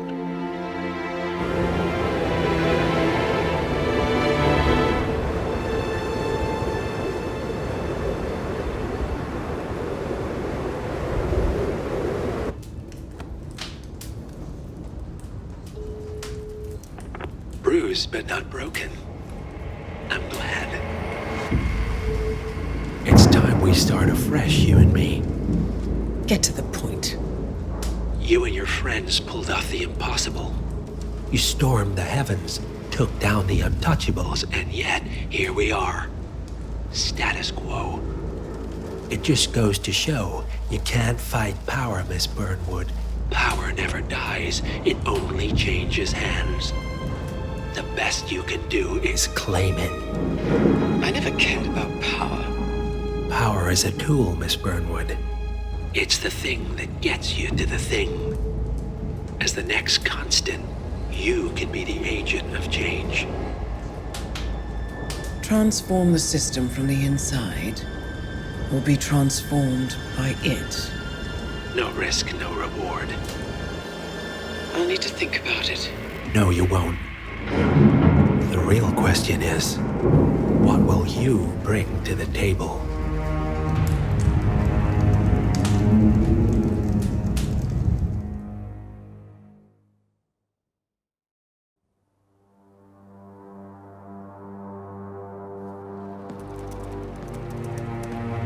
Look closer. I'm telling you, the file is trash. The Constant doesn't so much burn his bridges as blow them up. Arthur Edwards, whoever he was, don't exist anymore. His personal data somehow deletes itself from any system that records him. Way beyond advanced. The partners spared no expense to make sure their controller would be untraceable. How untraceable? Look, I did what you asked, but Gray's gone and I'm no Diana. I'm not who you need right now. You gotta be kidding me. ICA? I used every encryption known to man. Who are these guys? The best. It's only a matter of time before they get lucky. We need to take them down. You and which army? I know where the agency stores its files, mission reports, client data. If we leak it to the public, You want to whistleblow the ICA? it's the path of least resistance. Turns out, you are who I need right now, Olivia. I do this, and I'm out. So, what are we breaking into? Data facility in Chongqing, China. Run by a man called Hush. Of course. The ICA site in Chongqing houses the agency's data storage and analyst division. Needless to say, security is daunting. The state-of-the-art server vault is biometrically wired to the facility's two overseers: Imogen Royce, behavioral analysis pioneer, and Hush, a data security guru with a taste for fringe transhuman experimentation. Tell me about Hush. A former cyber terrorist for the Ministry of State Security in Kedanyang, who fled his country after one of the Po regime's periodic purges. He made a career doing cybersecurity for dark web deplorables, human traffickers, organ harvesters, scum like him, with no code or conscience. ICA sure can pick 'em. No offense. Can you disable security? A dual authentication protocol ensures that any handling of data must be directly authorized by Hush and Royce, the proverbial human factor device to make the system impenetrable. Luckily, I found a loophole. If both overseers should unexpectedly die within a short space of time, the system reverts to a temporary fail-safe protocol, which I can bypass. Take them off the board, and you'll have free access to the data core, and I'll handle the rest.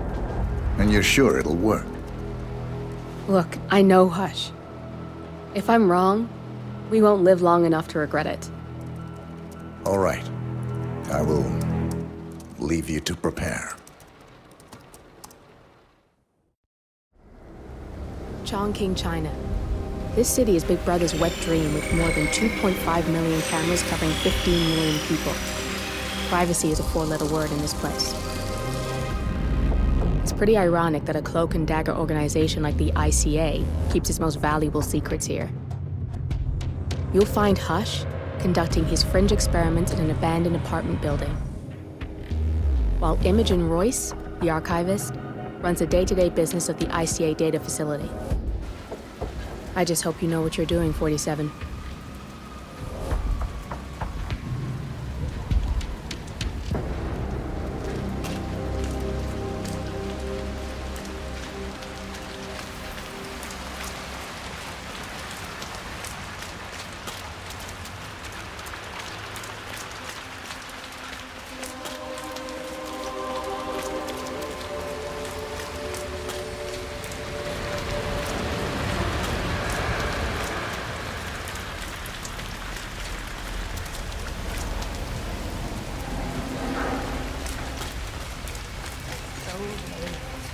You shouldn't be out here with a bad influence.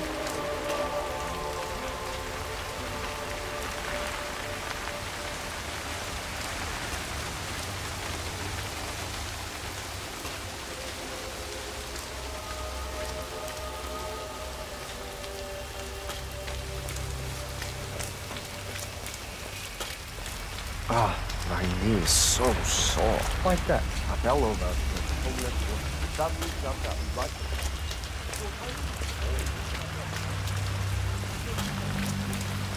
I'm gonna be rich. Get the hell out of here. I got this flyer, and it says I can make a lot of money to be in some experiment. They don't want people like us for that sort of thing.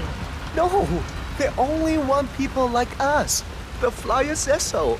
That means it's too dangerous for rich people. Don't do it. Oh, I'm going. This is my chance. I just need to find out where it is. The flyer has a symbol I need to find on the building. That's got Hush written all over it, using the desperate for personal gain. Maybe this is a way for you to get to the bastard.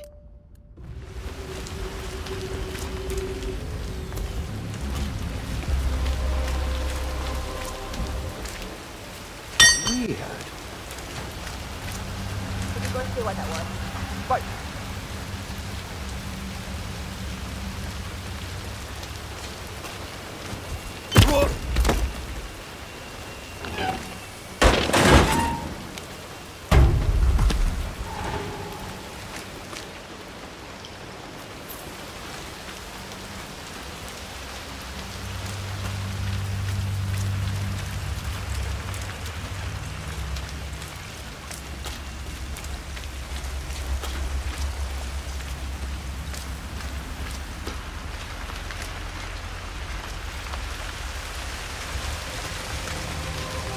Rain, rain, nothing but rain. You can say that again. I wouldn't mind promotion to inside duty. In the block? Are you crazy? Don't you know they do experiments in there? Some supernatural brain shit from what I hear. Supernatural brain shit? I heard it's some kind of reach out to the homeless, helping them to a better life. Ha! That's just pure fantasy. Have you met Hutch? I have. He doesn't strike me as the bleeding heart type. Nah, my money's definitely on the supernatural brain shit. That's for sure.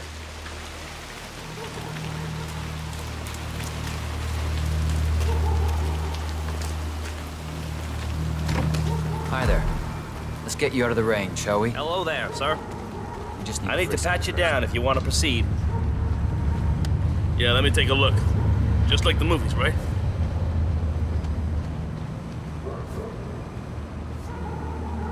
And you are good to go, sir. Thank you. God. What's that smell? It's you. Ugh. How can you stand it? Your clothes are so filthy I can literally taste the stench. When did you last change your outfit? Seriously. I change my clothes all the time. Yeah, I bet you do.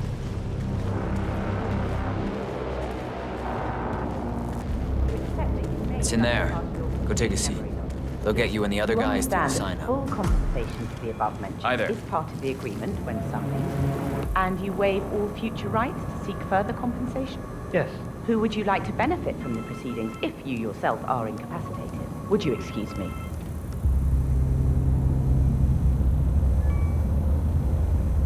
Oh, so Hush likes the last one I sent up to the top floor. He'll be the one to conclude this phase. I knew Hush would be pleased with him. He signed up for the full package. Strong, too, all things considered. I'll wrap up down here. Thanks, Junli. I was just informed that we don't need any more test subjects tonight. I don't understand. There's no what? Oh no, there will be more to come. Depending on the results of the conclusion to this test phase, come back tomorrow, and we'll schedule a new spot for you. Come in and take a seat.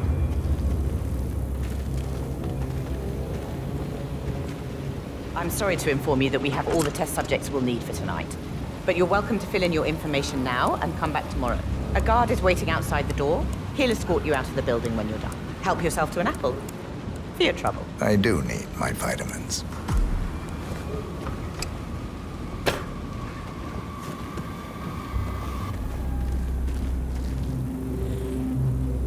How are you today, sir? I want you to escort the subject out of the building when he comes out. Understood.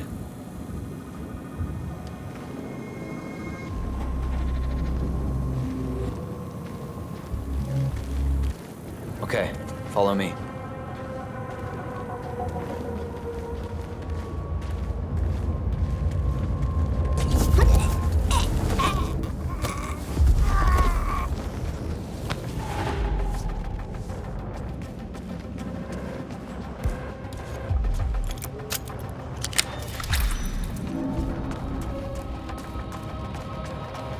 I enjoy your company. That's nice. Me too. Yeah, that last guy wouldn't shut up about the experiments. Got 1,000 questions. An hour. Yeah, what are those experiments about? I overhear stuff, but I don't understand half of it. Some kind of mind control? Jonathan, it is a little freaky, though. Those homeless people. Upstairs, I've seen Hush pull their arms and spine.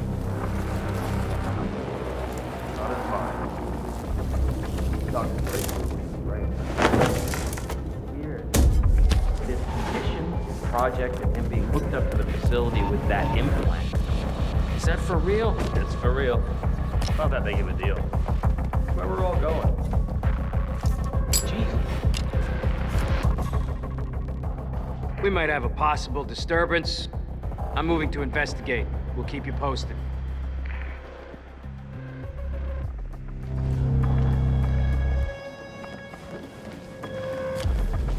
I wonder what...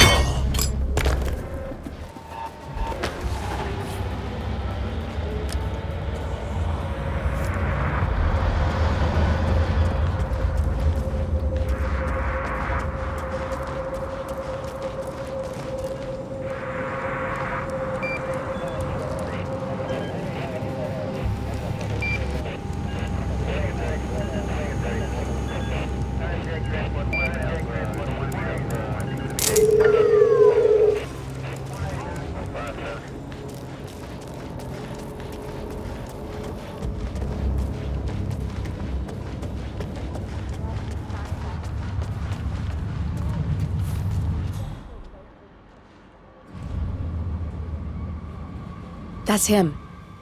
Hush the bastard. Wow. He looks a lot older.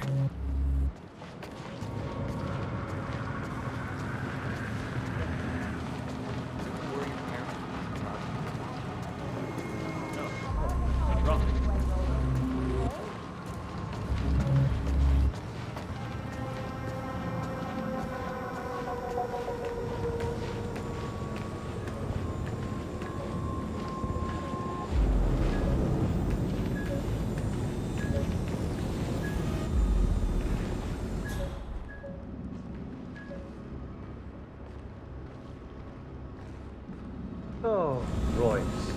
Hush. Remind me why. This is...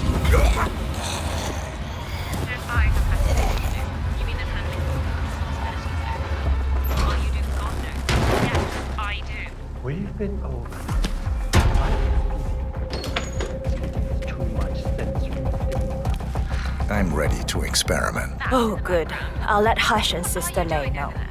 I don't believe for 1 second that you're not spending every waking moment on your pet project. You're done for now. Come on.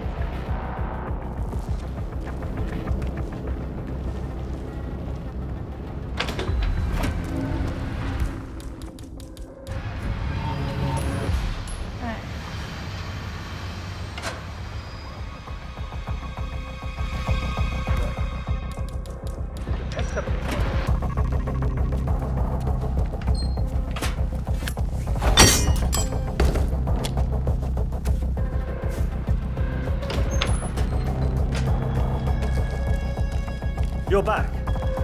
Get ready. Where's Junli? Never mind her. I'll take over. What do you say, Sister Lei? Should we start at signal strength?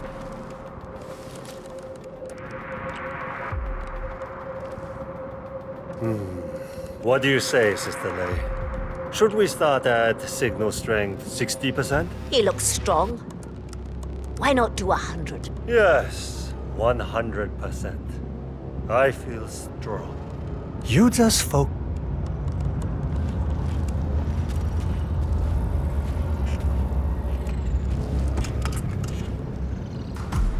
Sit. One-on-one with Hush 47. Make him hurt. Log, continuing experiment H109. Run calibration 100%. Signal strength 100% confirmed. H109 initiated. Now I'll see you do as I command. Identify impulse string. Load suggestion motor control. 44.1. Execute. We need to go higher. I can get to him. Just... Damn it. Not again. You'll get nowhere like this. I don't understand. No one's ever resisted like this before. Let's increase the signal and get some results. What do you say, Hush? Do 120%. 120. Good. Let's do it.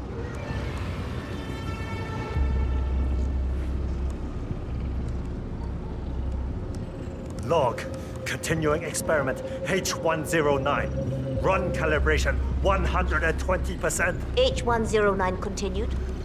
120% signal strength confirmed. Yes. This is it. It's all incredibly sharp. I feel my mind expanding. Identify impulse string. Load suggestion. Motor control. 44.1. Execute. I feel power. I'm not scared. I could. You got the bastard, Hush. Hush! Now go get Imogen Royce and we can get to the core. Get up. Die on me.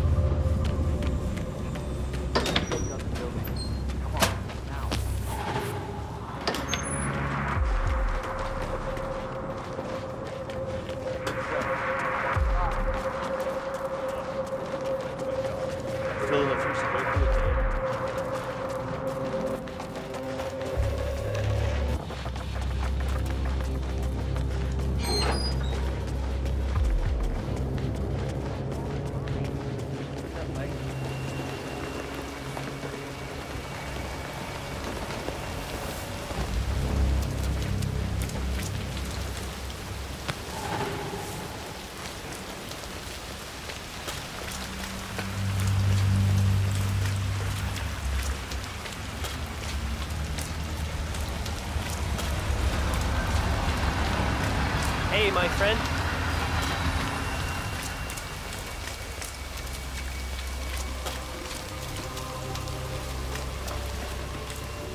It's a good yard, I presume. Hi, I'm Chongqing. Pleased to meet you. I'll be your guide on the facility. Are you hungry? Spare me the pleasantries. I've had an awful flight. 9 hours delayed, luggage lost somewhere along the way, and the airline is trying to avoid their responsibility. I'm hungry and I'm tired, and I want to straighten everything out before I'm doing your tour. Yes. So sorry about your flight. Just let me know when you're ready. So, someone is here for a tour of the facility. Might be a way to get in. Oh, did you bring the P-41 we left for you in the apartment? No. I wasn't informed that I should. Oh, very sorry, Mr. Pritchard. We need you to bring the P-41 to get the tour. It's procedure. Please pick it up before you come and find me. I'll be waiting by the stairs in the back of the restaurant kitchen.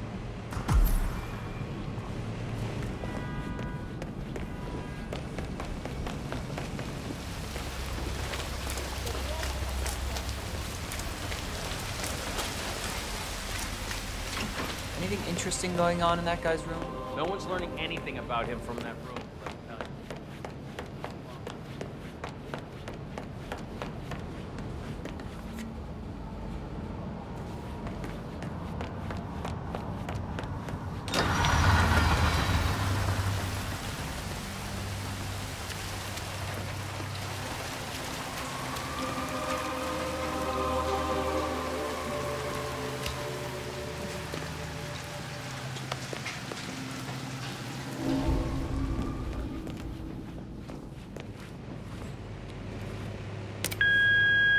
Hello, Mr. Pritchard.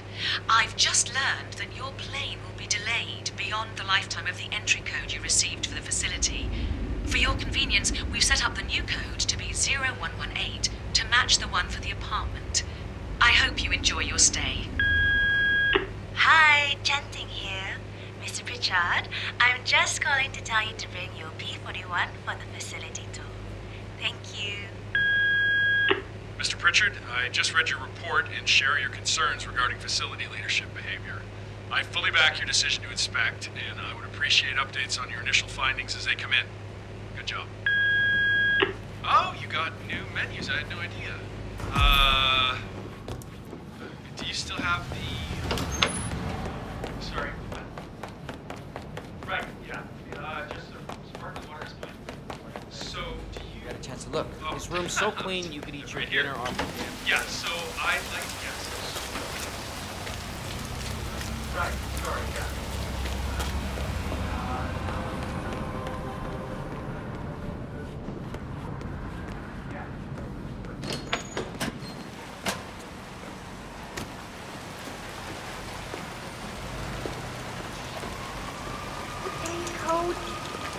How am I supposed to focus when the kitchen feels like a train station? Find your dinner, then. Close your eyes and focus your mind on a piece of wedge and donut on a paycheck.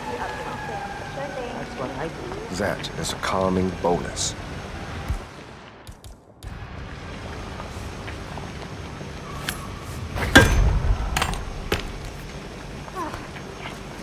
Got it.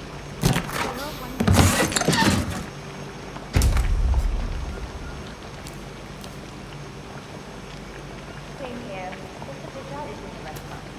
I don't know when we'll be ready for the tour, but I'll wait. No, he's not allowed it. He wants to handle that conversation. Okay. Thank you.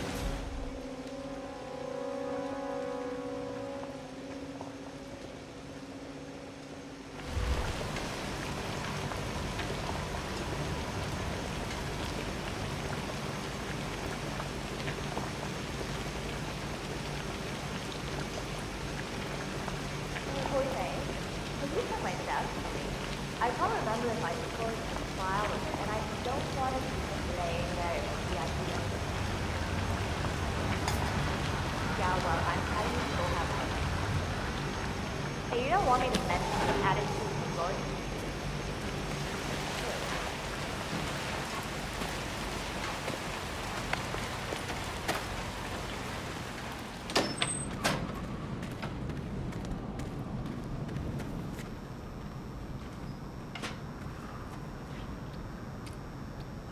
Oh. Oh no. Yeah, this is bad.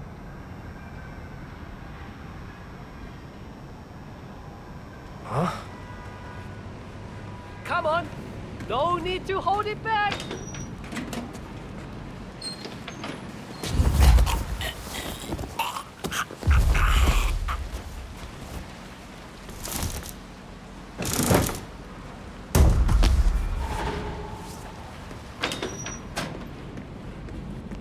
Evening. Mom, you can't call me when I am at work. I'm ready to inspect the facility now. Good. I hope you enjoyed the food. Did you bring the P-41 we left for you in the apartment? Yes, I have everything I need. Good. Let's continue the tour. Continue, you may say. We haven't even started the tour yet. But we have. Without you even noticing it, Mr. Pritchard. Invisibility is the best security there is. You see, the restaurant is in fact a front that lets all ICA personnel arrive unseen. Who notices a dumpling cook on his way to work? Dressing the part takes you a long way. ICA guarantees absolute discretion to all clients. We take that promise very seriously, as you will see on all steps of the tour.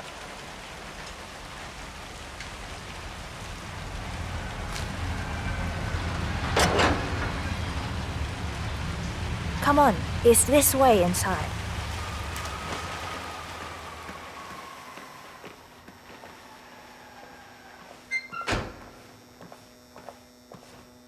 Doesn't look like much, does it? Ms. Chen and visitor, welcome.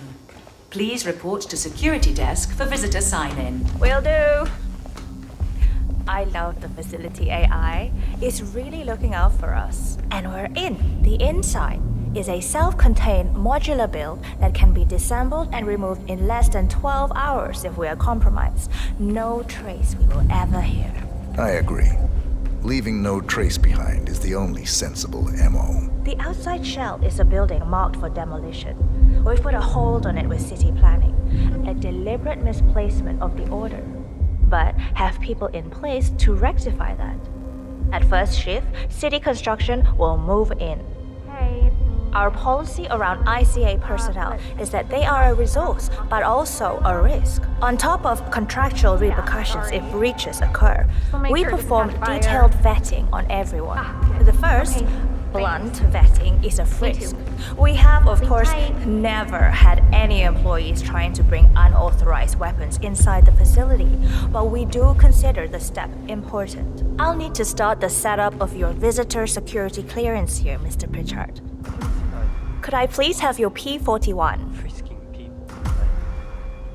Thanks. I'll get the procedure started. It'll just be a few moments, so feel free to have a look around. I'll meet you on the other side of the frisk. Naturally, you'll have to be frisked like everyone else. No exceptions, Mr. Pritchard.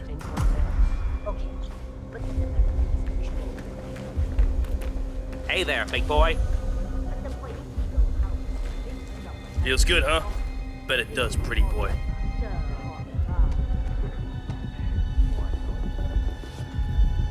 Clean as a whistle, sir. Go on.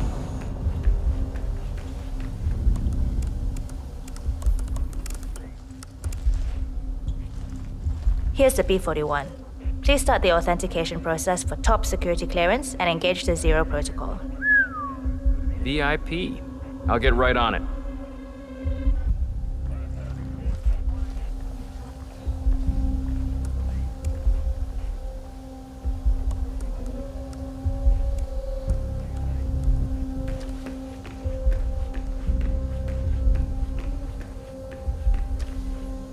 Good, you're here. I've started the security clearance process. It will take a little while since you're covered by the Zero protocol. All your data will be encrypted and inaccessible without your authorization. Only facility AI will use it for ID analysis. Fully anonymized, of course. But we can go a few more steps on the tour while it's validating. ID analysis? What the hell does that mean? Give me a minute. I'll try to find out. As I said, personnel is the greatest asset, but also the greatest risk of the ICA. The work we do here exerts high-level pressure on our employees, and there is no room for mistakes. We perform a daily multi-layered full body scan to guarantee that no employee will act erratically because of PTSD or other mental issues, drug use, physical health issues, external pressure, or moral hesitancy. The scan only takes a few seconds. Let's step inside.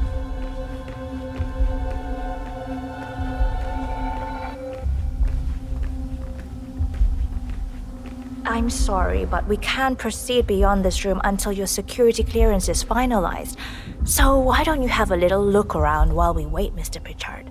It should be here shortly. Shit.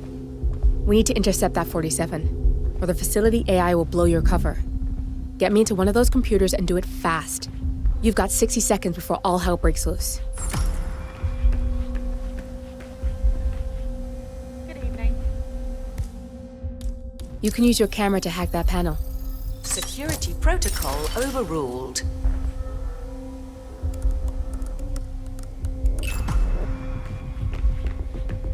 Good, I'm in. And you're safe.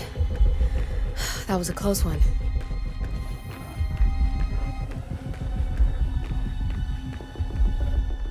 Perfect timing. Your clearance just came through. Let's continue.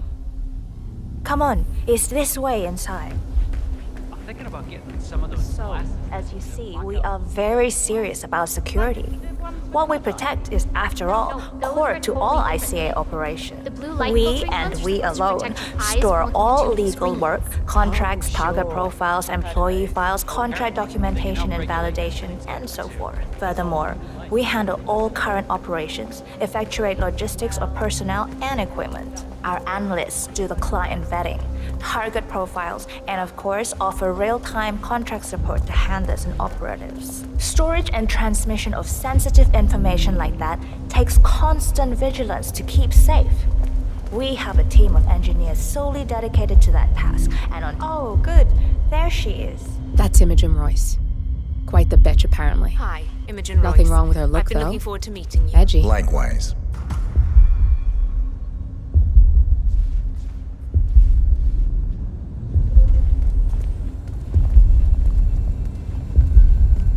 After you.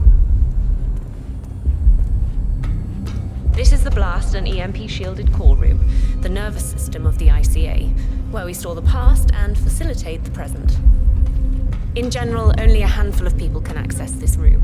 Hush and myself, plus bodyguards and a chosen few of the engineers. I'm the most likely person to meet in here because I perform a regular physical check-in on the core console as a supplement to the remote authentication procedure. We have a strict routine of daily core maintenance. Part of that procedure is a flash process evaporating all biological matter in the room. You can see Reed through that window. It's her job to initiate the maintenance. Don't worry, we're safe as long as the safety mechanism is engaged. Even if Reed presses the button, the procedure will not happen until we leave the core room. The doors to the core room are all equipped with— You know what? Screw this tour. I know why you're really here. Cutting to the chase, I see. Knowledge is power. More importantly, knowledge is opportunity. Let me demonstrate. You have a sixth sense for irregularities. And although Hush's recent behavior has not been reported, it has no doubt brought you here. You do have authority to shut down unwanted efforts, but at heart you are progressive and not the stickler everyone thinks you are. You have sway with the board, and as I see it, your opinion is now what decides my future and the future of the ICA. So here we go. Imagine this. Having a time schedule on a target with minute details on locations, durations, and purpose. A detailed layout of a target's actions within a defined time frame. That would transform a contract into a surgical dance of precision. No mess, no fuss, low cost. Just how I like it. I've been working on a prediction algorithm based on a combination of big data analysis and micro-targeted surveillance of defining target markers. And my results are astounding. All this state-of-the-art is nothing but heavy old-fashioned machinery compared to what I offer. Analysts preparing detailed files, dedicating days, weeks to prepare our contracts, gone. Handlers and analysts supporting our operatives during missions, gone. Teams for cleanup and media manipulation in the rare case something unforeseen does happen, all of it, gone. I asked you to imagine that scenario. But what good is imagination when you can see it with your own eyes? I've set up a little demonstration for you. Good. 3 employees, unaware that I can accurately predict their behavior. Firing them will result in an already clearly defined reaction. On the top left, we have Sharon Reed, who you saw downstairs. She is a dutiful and trusted employee. If she is to be fired, my algorithm predicts with a certainty of 97.8% that she will finish up her most important tasks before she leaves the building. Specifically, she will press the maintenance button within 11 seconds. Jeremy Bolt. The guard in the lower left is as tough as nails when on duty, but in private, he's a real mummy's boy. If fired, he will immediately call his mother and, at her advice, seek out who he considers his best friend for support. My personal guard, as it stands. Me? Really? Well, that explains why he's always next to me at lunch. At the top right, you see Alicia Reynolds, bright and very passionate about her job. However, also very possessive about her contribution. My prediction is that she will try to disable the work she has done for the ICA. If she's not allowed to enjoy her results, no one is. Specifically, that means she will try to enter the core room and disable the safety mechanism. I'll leave you to consider your choice of who you want me to use for the demonstration. Just let the guard outside the door know when you're ready, and I'll be right back. I will have a closer look. Maybe your project could play a part in the future of the ICA. Just let the guard outside the door know when you're ready, and I'll be right back. Oh, and if you decide to leave the room, a guard will escort you around. Safety protocol. Thought I'd just mention it. She really takes the term God complex to a whole new level. Sitting in there pulling the strings like that. I think you should take her setup and give it a spin, 47. I see potential if you time it right.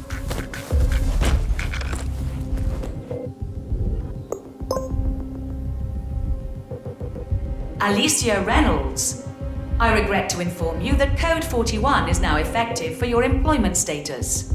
Thank you for your service. Oh, no, you don't. Not now.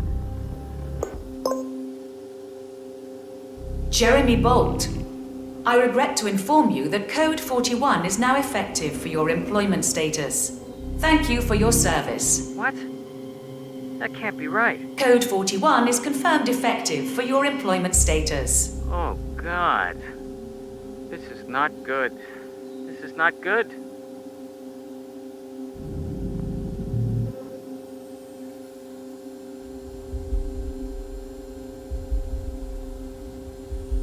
Mom, it's Jerry. I think I've just been fired. I have no idea. I thought it was going really well. I like it here. I can't believe it.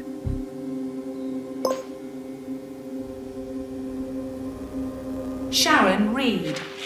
I regret to inform you that Code 41 is now effective for your employment status.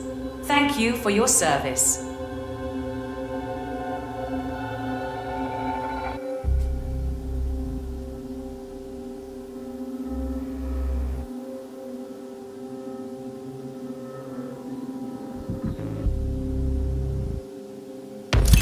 Both targets down, good.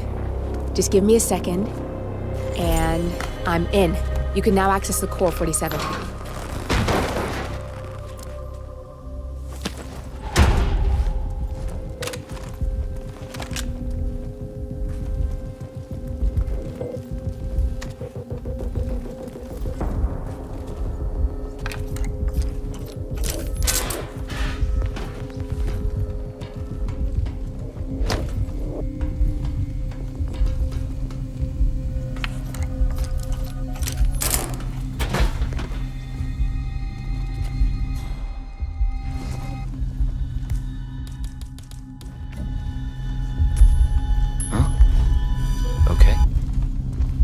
You stay here. I'll take a look.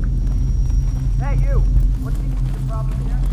Nothing serious is going down. You have to do something. The new emitters for the flash heat core maintenance are working like that. So much fun.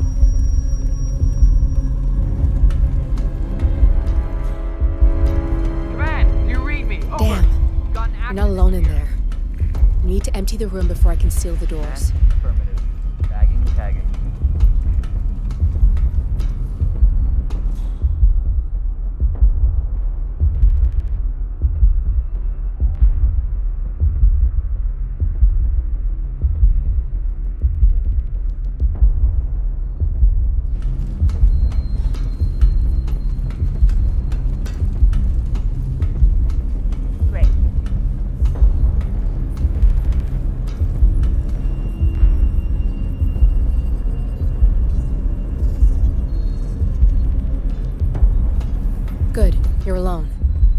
I'm sealing the room and dimming the windows, 47. No need to worry about intruders.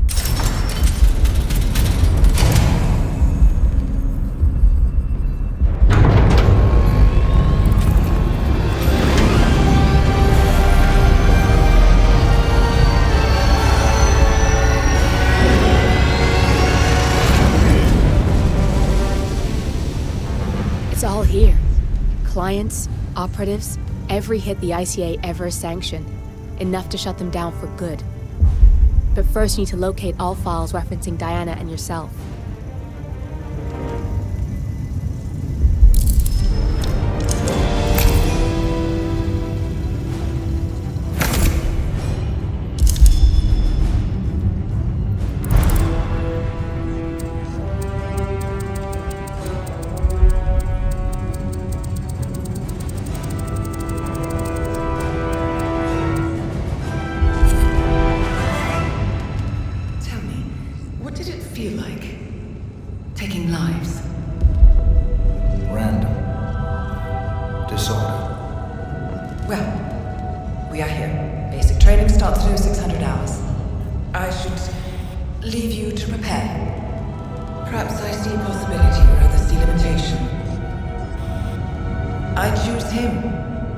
Go way back. I didn't realize that you... I don't know. I get why you want to protect her. So, wipe all the data referring to the two of you from their system before we publish the rest.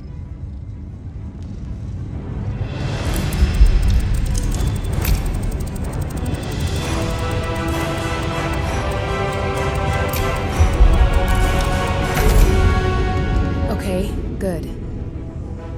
I've set up a link to an information non-profit site. When you press that button, it's up there and the whole world will know. There's no undo, 47. This will shut the ICA down for good. You really okay with this? It's who you've been for so long.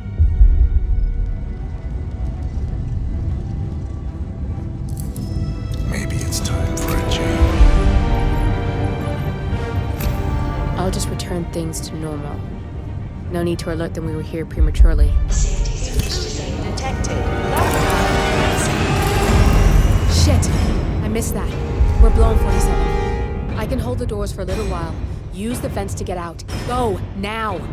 All personnel, breach protocol initiated. This is bad. That means they'll shoot on sight. I'm gonna create some havoc, 47. Make the core melt down. Maybe we'll divert their attention a bit. Warning, core overheating. Warning, core shut down. Temperature critical. Warning, fire detected.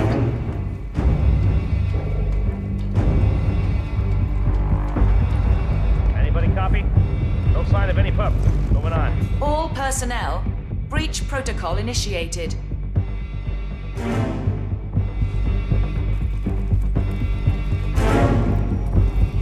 Was that command? Warning, core overheating.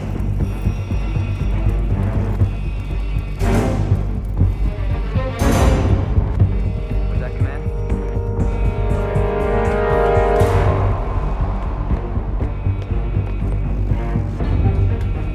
Warning.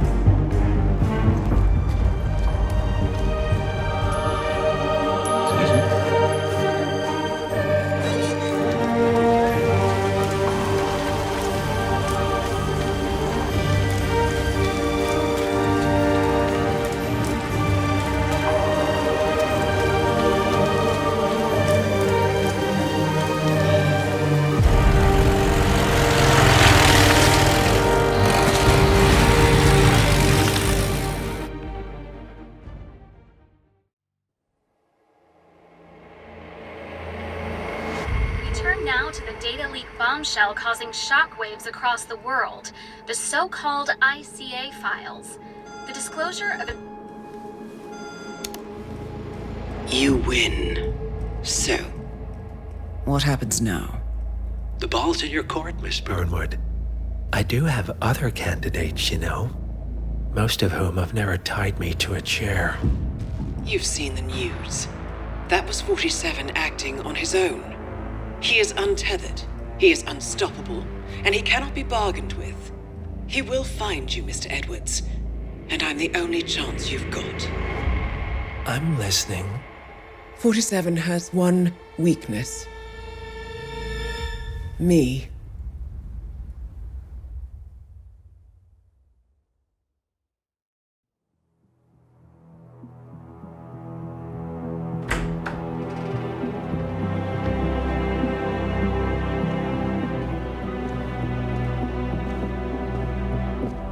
I found something. Buenos Aires International Airport this morning. Now watch this. Heralds. Trail ends at the airport, but turns out that a top Providence operative owns a vineyard in the area. Don Yates, of infamous New York law firm Morgan, Yates & Cohn. And get this, is hosting his retirement party today. She's infiltrated them. She's sending a message. She needs my help. Could have fooled me. You don't know her.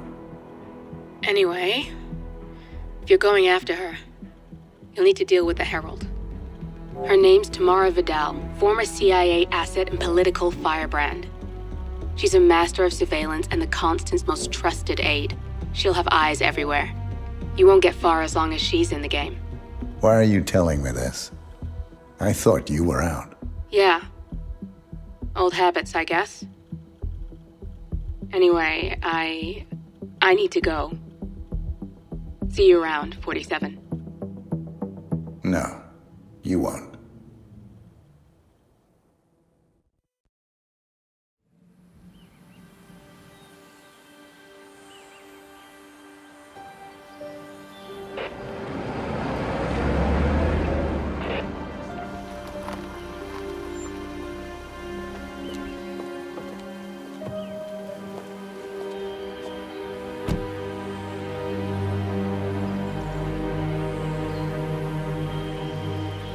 Because you're not an idiot. Let's just humor him. Yates likes his little games. Don't be long.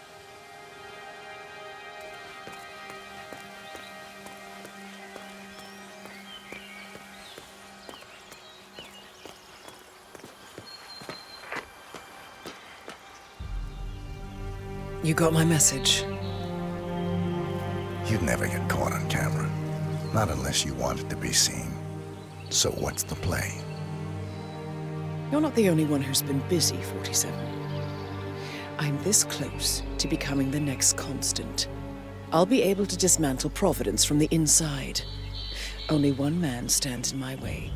Don Yates. That weasel was the partner's legal counsel for years. He's the top candidate. But remove him from the playing field. It won't work. If Edward suspects... I will convince him you acted alone. Retaliation for Gray. Trust me, I know what I'm doing. The Herald, Tamara Vidal. She has eyes everywhere, and they're all fixed on you. The plan won't work unless we take her out. She never leaves my side for long. Whatever your plan is, I'll help you if I can. You're sure about this? As sure as I'll ever be.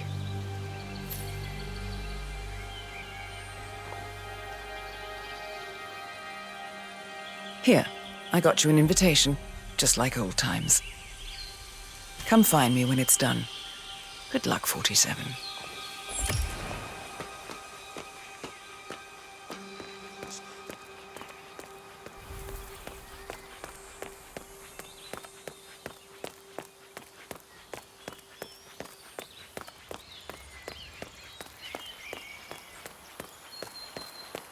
Ready, Pam? 3, 2, 1. And... Tina must be over the moon about John simply down. He's been living alone here. Bienvenidos to Viñeda Yates, señor. May I see your invitation, please?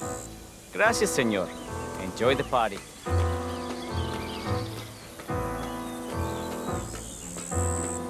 Evening, senor. Would you care for an aperitif? Thank you. So, you must know everything that goes on at the event. Care to give me the lowdown? Let's see. Most of the guests have already arrived. And let me tell you, it's like a Forbes 500 convention in there. Most are high-profile clients of Morgan, Yates, and Korn. But the Yateses are still no-shows. Word is, they're still up at the house. They haven't made an entrance yet. Curious.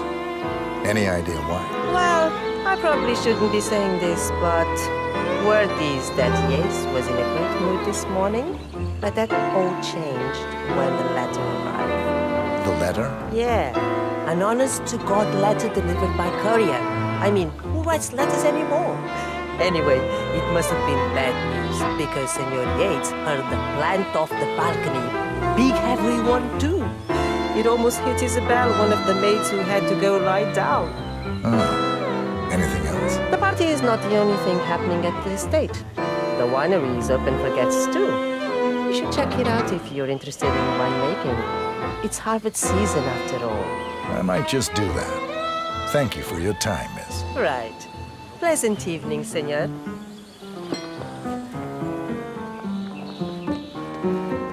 Thank God it's finally over. That extra security detail would drive my wife crazy.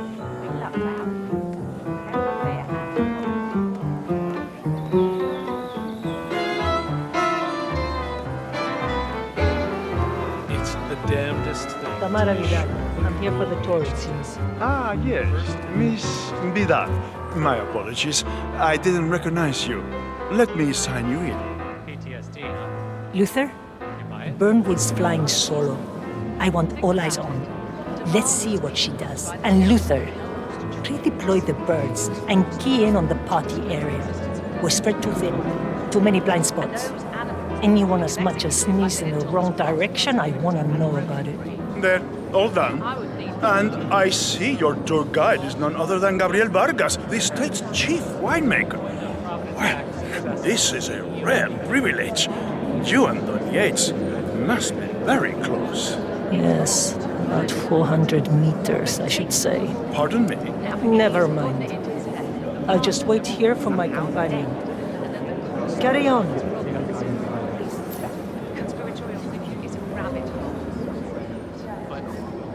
They murdered him.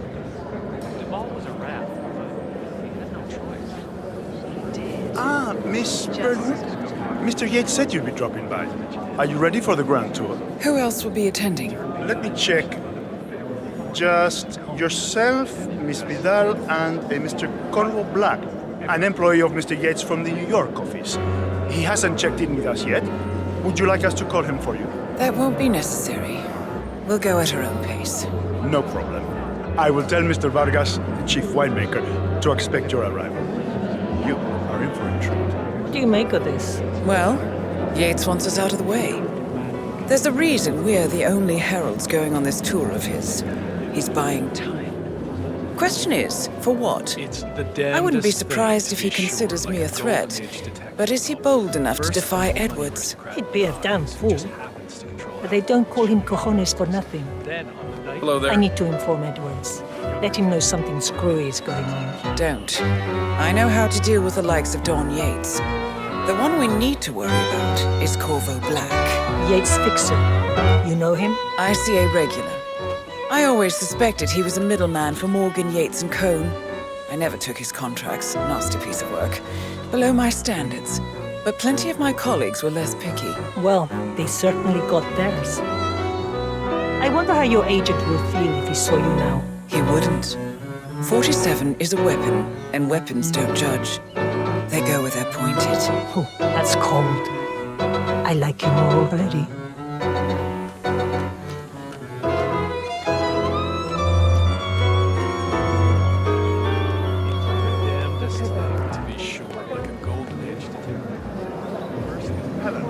And welcome to the Yates Winery. How may I help you? First time at the estate. Could you show me the lay of the land? Certainly, senor. This is the visitor center. On your right is the tasting room, where we have a lovely selection of house cabernets. Upstairs is the dining and bar area, and over to your left are the bathrooms. If you peek over the railing, you can look down onto our state-of-the-art fermentation area. You can't go down, though. Staff only, I'm afraid. Thank you. Most helpful. My pleasure.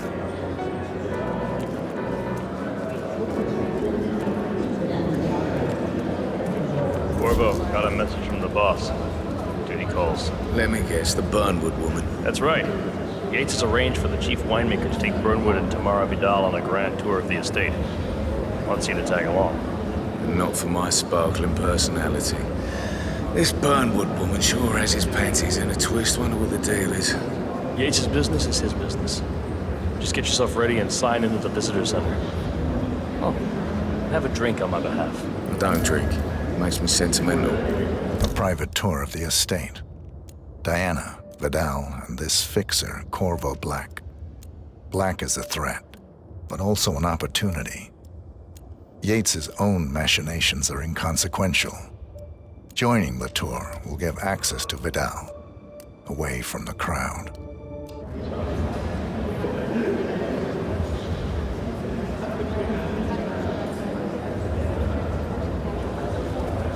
Looking good, looking good.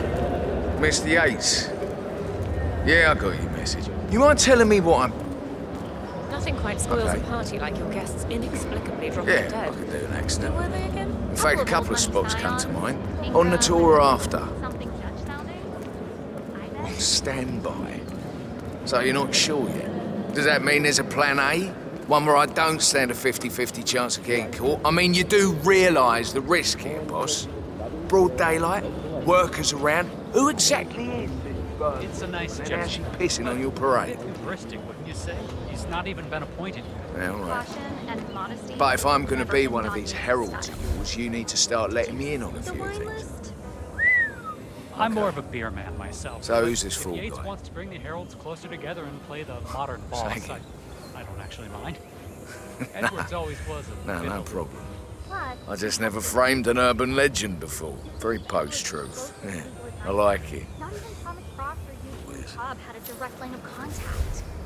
I'd say Yates is at the top of a very short list. So, how do you feel about Burnwood? How do you think?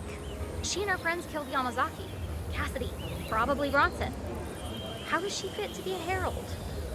But on the other hand, people defect all the time. I take it Edwards told you to chaperone me.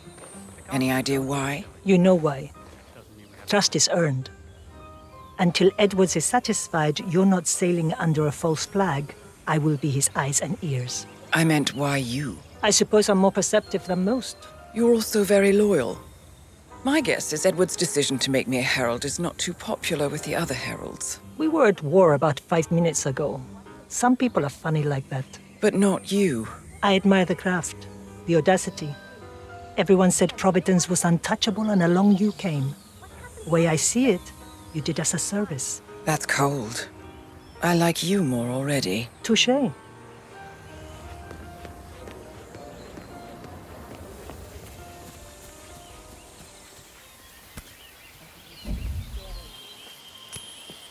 Hmm? What was that noise?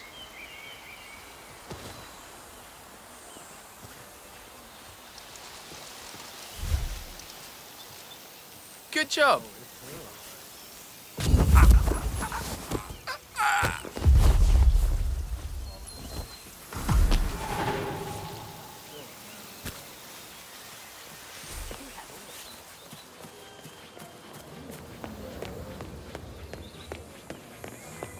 Tell me you didn't, Pablo. Tell me you didn't forget the asado torch. Okay. I didn't forget the asado torch. CEO of Kronstadt. I dare say congratulations are in order.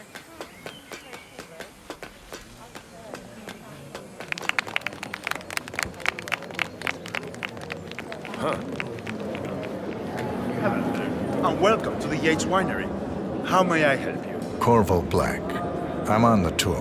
Right, Mr. Black. Welcome. Miss Burnwood and Miss Vidal will meet you down by the wine fields. I trust you know the way. I can find my way around. Enjoy the tour.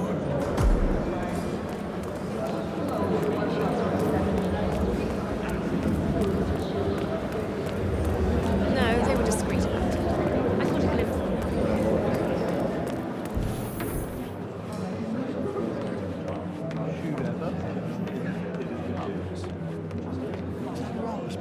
Are we even drinking the same vintage? I'm not getting that at all. Yeah.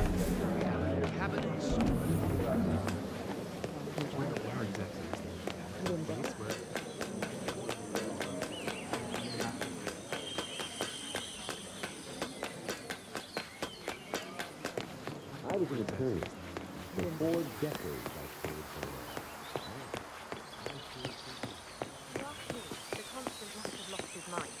Over here. You two must be Burnwood and Vidal. And you must be Yates's garbage man. Sorry, but I didn't catch your name. This is Corvo Black, Tamara. He's a ICA regular. I only work with the best. Well, we're all here, it seems. Except for our guide, the chief winemaker. Looks like we're stuck here until someone fetches him. Mr. Black, I'm looking in your direction. Hold on. I'll track him down. Attaboy. Do try and bring him back in one piece. Counterintuitive as that may be. That was a bit rude. Yes, it was. Don't hold your breath.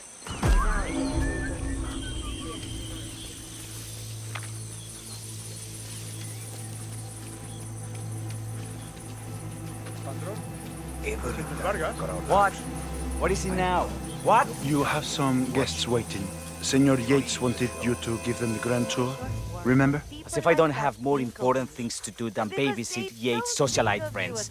It's only harvest season. Better do what he says, Patron. Big shot New York lawyer like that. Don't want to get on his bad side. Well, I'm not going anywhere until I have decided if the crop is right for picking. Bring me the 3 Malbec grapes to taste, Ramon. If Yates doesn't like how I prioritize, he can weigh me down with concrete and toss me off a bridge. How's that? 3 grapes, was it? I'll get my picking knife.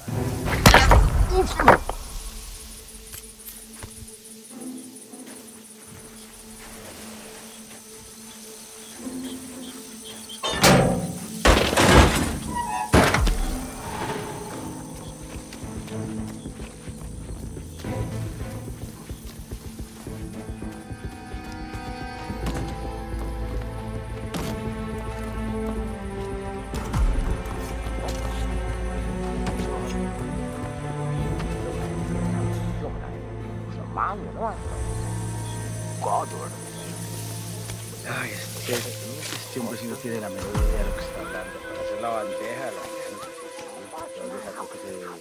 que se le pone ensalada, que se le pone un montón de...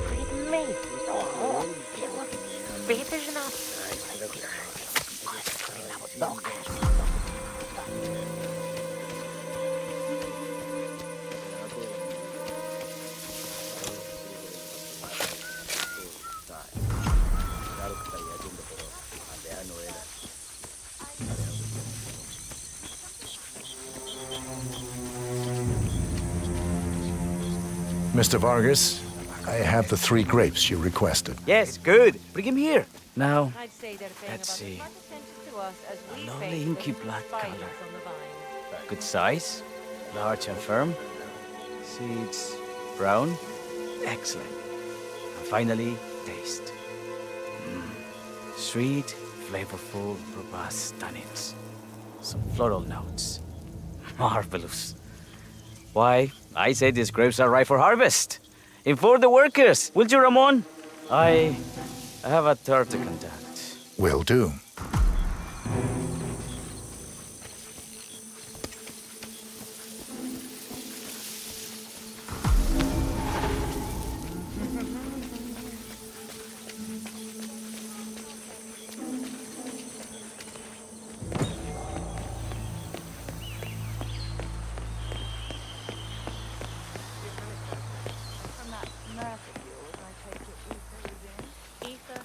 Ah, my fellow wine lover. Hey there. Hello.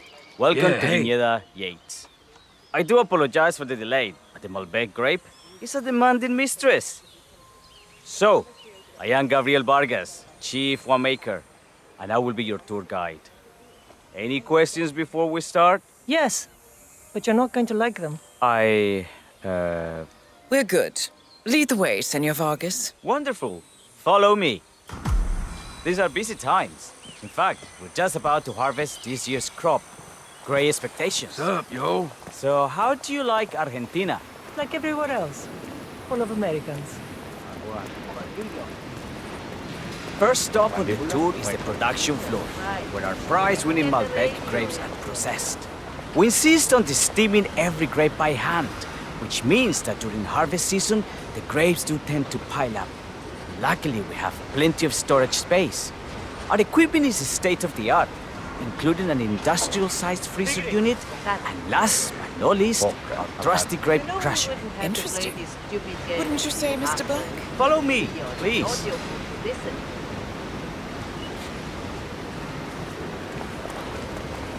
Are you a wine man, Black? Somehow you don't seem the type. Oh, I believe Mr. Black here is something of a jack of all trades. Isn't that so? I dabble. I see. I just thought Yates might be sending a message. My mistake. So, have any of you been to a vineyard before? Only on business. Next on our tour is the fermentation atrium, where the wine goes through its primary stage of fermentation. In these big open tanks, yeast converts the sugars in the wine to alcohol in a process that lasts between 5 and 15 days. This is also where we squeeze the mass into a fine juice using our grape presser before the longer secondary stage of fermentation. Fascinating. Now, before we move on, do any of you have questions? How about you, Mr. Black? You look like you have something on your mind. I have a question. It's... perhaps we can take a closer look. Certainly. Lead the way. What can you tell me about this device? Grape presser, was it? That is correct, senor. After primary fermentation, the mass is pressed through a fine filter, leaving only the flesh and skins behind. I should add that grape stomping, the iconic practice of crushing grapes with your bare feet, is historically rare and mostly a tourist gimmick. But you are most welcome to try. Imagine you're a grape. Thanks. I'll pass. Go on. I'll take a picture of the three of you. Oh, come on, Tamara. When in Rome. Fine.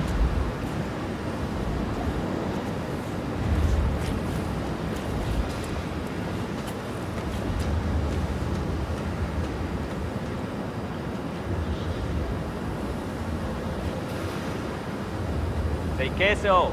May I see that, Mr. Vargas? I believe I blinked.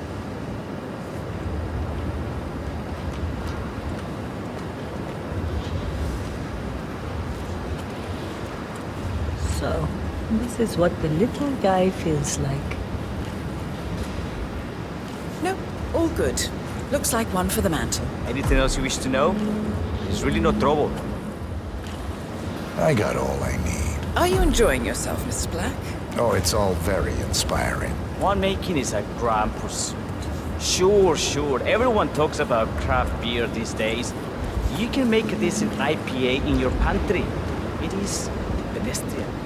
No, this, my friends, this is true grandeur. Excelente. So let's continue to the barrel room, if you'll follow me.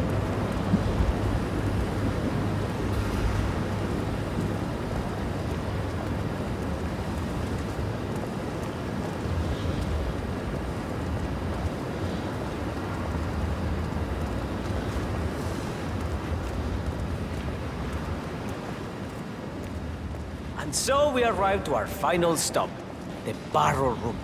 This is where we store the wine during the secondary stage of fermentation.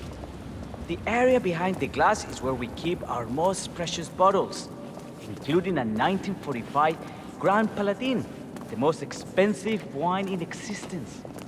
The access doors, which are made from ballistic glass, can only be unlocked from the security room high above our heads. Remarkable. Ah, Here comes Senor Yates now. I shall leave you in his capable hands. How reassuring. Ah, Miss Burnwood, is it not? Don Yates. Pleased to meet you. You come very highly recommended. As Chief of the Heralds, let me be the first to say welcome aboard. Why, thank you, Mr. Yates. Rest assured that I will be following your every lead. Very closely. Say, that reminds me.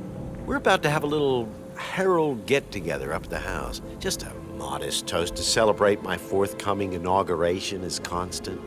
You are, of course, most welcome to join us. I believe you shall make a fine Herald once the training wheels are off. I wouldn't miss it for the world. Capital. Right this way, into the lion's den. Why don't you take a break, Corvo? We're done here for now, I think. Oh, but don't go too far. I may still need your services later. I'll be closer than you think.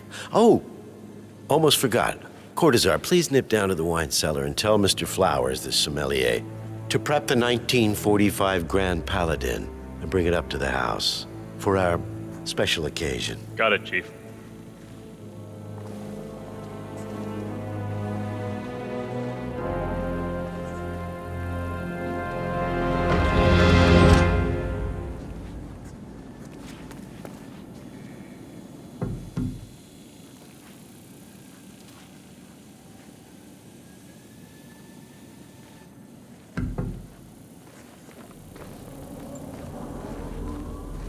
Flowers. Mr. Yates wants the 1945 Grand Paladin brought up to the house. Special occasion. What, did aliens land on the front lawn? Have the ghosts of Jesus, John Lennon, and Eva Perón unexpectedly come for dinner? Help me out here. What could possibly be so special? Above your clearance, Flowers. Just fetch it already. Fine. What's the passcode again? Last year of World War II. If you have to look it up, shame on you. The meeting in the root cellar. And judging from Yates's choice of wine, some type of celebration. Likely a gathering of heralds come to congratulate Yates on his upcoming promotion. Diana's presence, a calculated risk.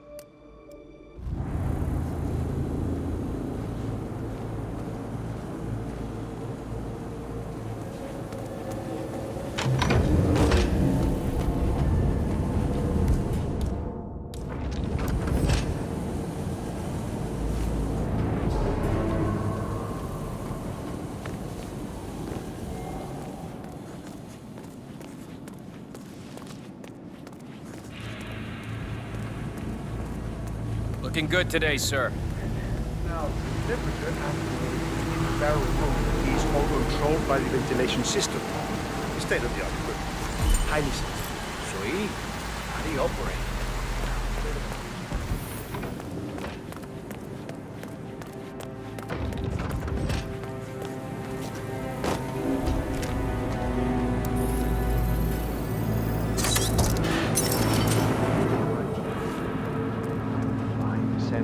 It's just the 1945 Grand Paladin. It is perfection. Irreplaceable. You don't drink the 1945 Grand Paladin any more than you would write a shopping list on the Mona Lisa. Men like Don Yates know the price of everything, but the value of nothing. I am sorry, Patron. Say, what if we exchange the labels? Served him a different wine. Ah, you are devious, Santino. But no.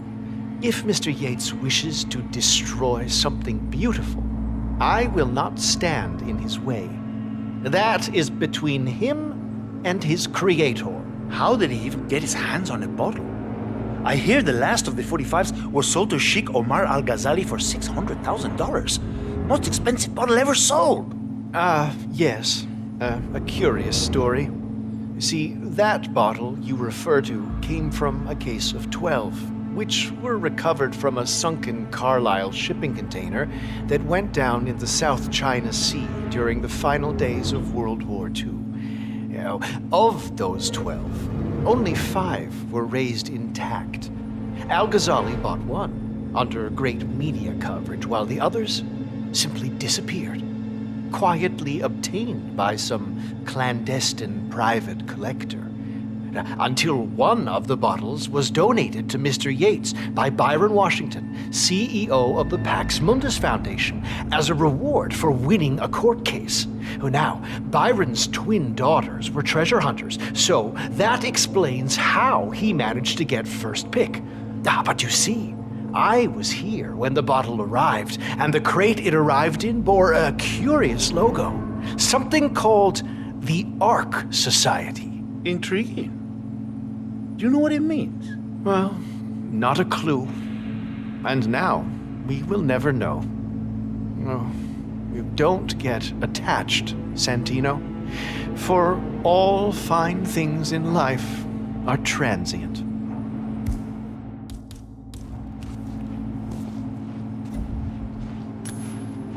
Damn.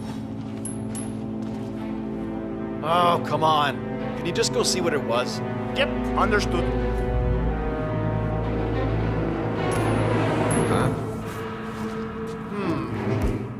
I wonder what that was.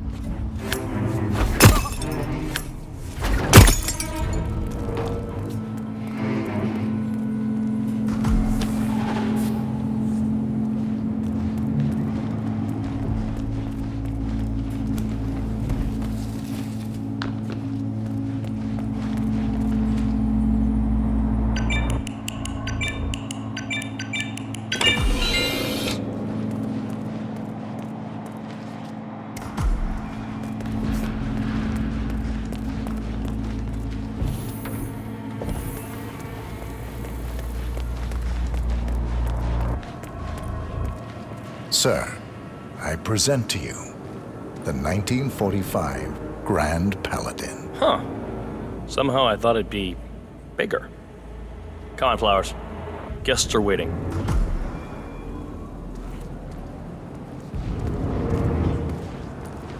Hello, sir.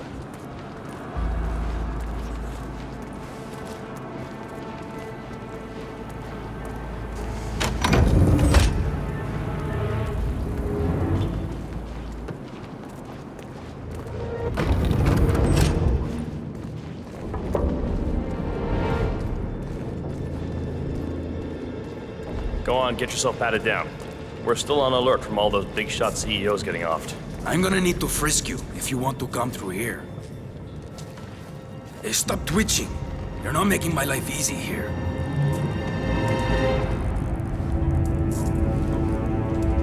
Okay, everything seems to be in order here. Hey, you'll get to stepping, Holmes.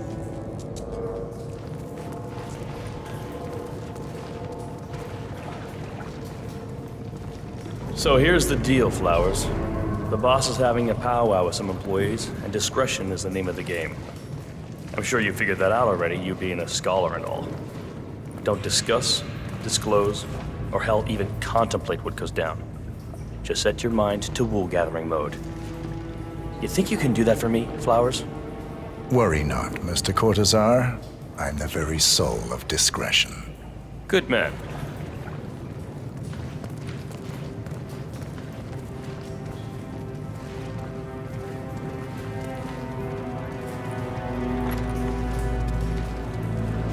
They're already at it. Go on, place the wine on the table.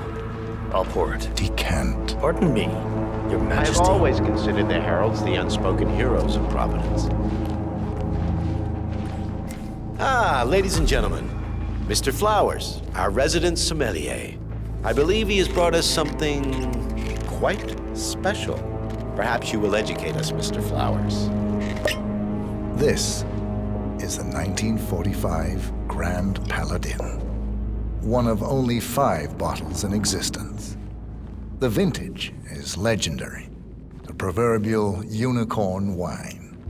The year was hot, the wine's super concentrated, and thanks to hail and frost, the production was small. Only 300 bottles were ever produced. And when the vineyard was bombed during the closing days of World War II, only a single crate survived. It is said to have amazingly complex aromas with long, savory layers of fruit and spice flavors and a silky texture. Enjoy. Wonderful. Thank you, Mr. Flowers. Feel free to stick around in case our guests have questions. This wine was gifted to me by the Arch Society in acknowledgement of my firm's legal services. It stands as a powerful reminder that Providence draws its strength not from force, but from partnership. We are but a few, and yet together we are unstoppable because we stand united. My friends, loyalty is everything, which is why we cannot allow traitors into our ranks. Ah, yes. Here it comes. This woman has waged bloody war on us. More than a dozen heralds and operatives dead. Your colleagues and clients, my friend Ken Morgan. Not to mention the partners themselves, our founders, our benefactors. Make no mistake, this woman's hands are soaked in blood. Our blood. And Arthur Edwards, the new supreme head of Providence, is handing her the keys to the kingdom. Now, does that seem right to you, my friends? Does that sound like loyalty? Absolutely right. Absolutely. Perhaps Edwards simply recognizes talent when he sees it. Perhaps this is why I am also in the running to become constant. And following this childish outburst, I dare say I am in the lead. Don. What? You're lying, of course. Which only proves my point. You cannot be trusted, Miss Burnwood. This woman will be our downfall. That is, unless we take matters into our own hands. You are heralds, sworn to protect Providence against all threats, including inside ones. I have devised a plan. Together we can make it work, but you have to decide now, my friends. Are you with me? I agree. Yes. Yes. Yes. Yes. Listen to yourselves. Don Yates is not even appointed constant yet, and already he conspires to betray his master. I don't pretend to understand Edward's every move, but I do know that this man is an opportunist and unworthy of office. Then you are a traitor to the heralds. The room is against you, Tamara. Stand down now or share her fate. Edwards will hear about this. I think not. I am sorry, but you brought this on yourself. Mr. Cortazar?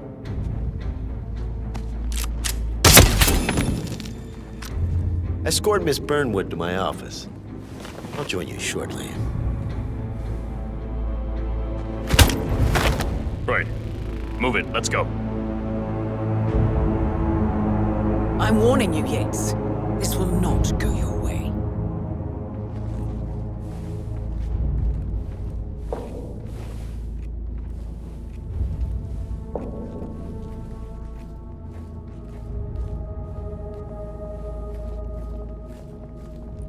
We need to get our stories straight.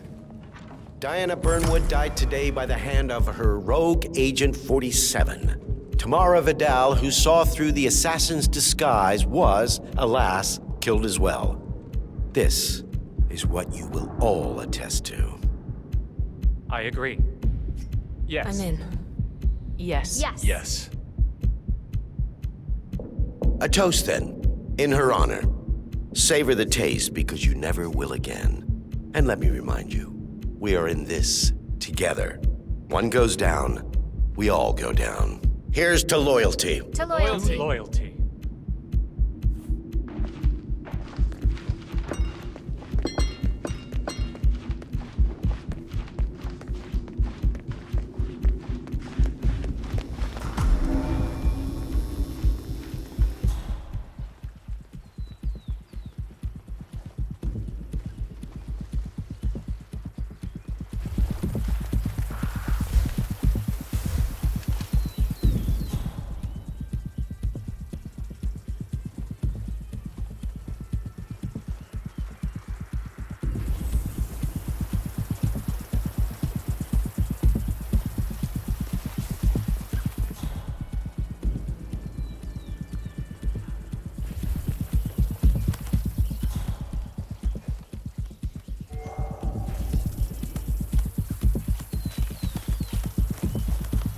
Hey, you!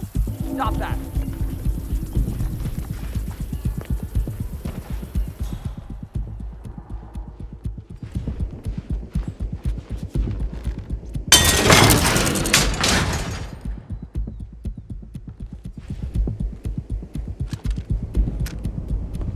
boss, maybe you shouldn't be talking to me like that. Yeah, that's what I should have said. I should have just told you.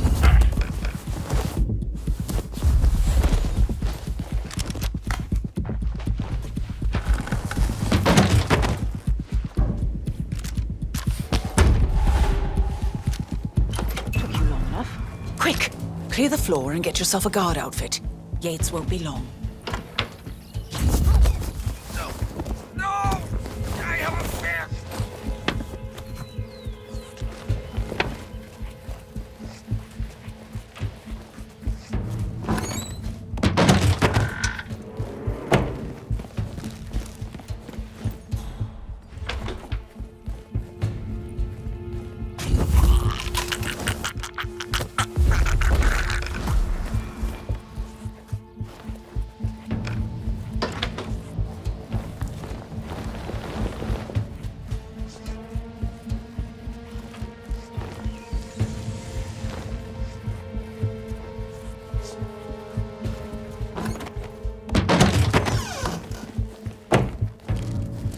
Good.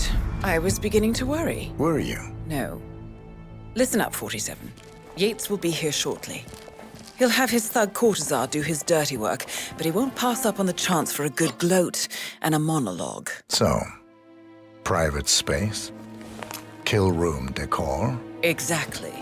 We won't get another shot at this. Now sit down and blend in. When I provide a distraction, you just be ready to move.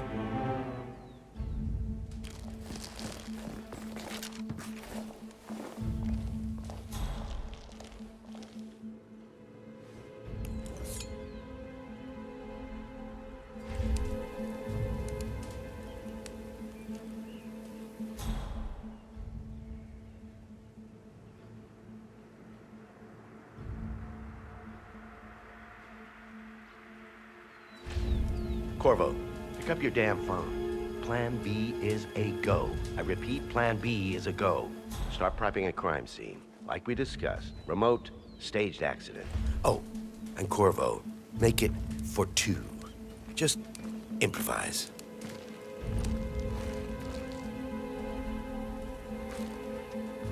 Miss Burnwood. You rolled out the red carpet just for me. Dawn, you shouldn't have. So confident, even in defeat. I suppose you're not used to danger, always safe behind your screens. Just tell me one thing before we part ways. Why me? Why you? Why would Edwards trust you? Please. It will keep me awake at nights, and I'm 65. I get up 4 times to piss as it is. Oh, it's simple, really. Edwards is proud. He considers himself the cleverest man alive, and yet we tricked him on Isle of Scale, and it's eating him up. He needs to win. Full, unequivocal victory. My recruitment was just the feather in his cap. By the way, you were right about one thing. Yeah? I'm all ears.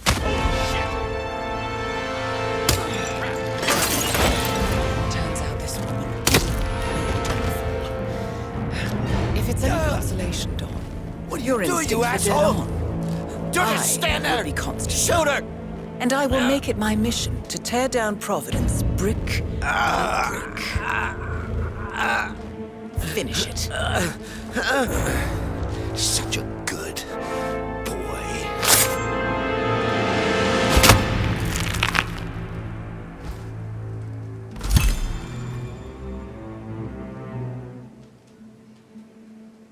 Well done, 47. Better get rid of the body. Won't be long before they come looking. When you're done, meet me on the dance floor. Oh, and dress appropriately.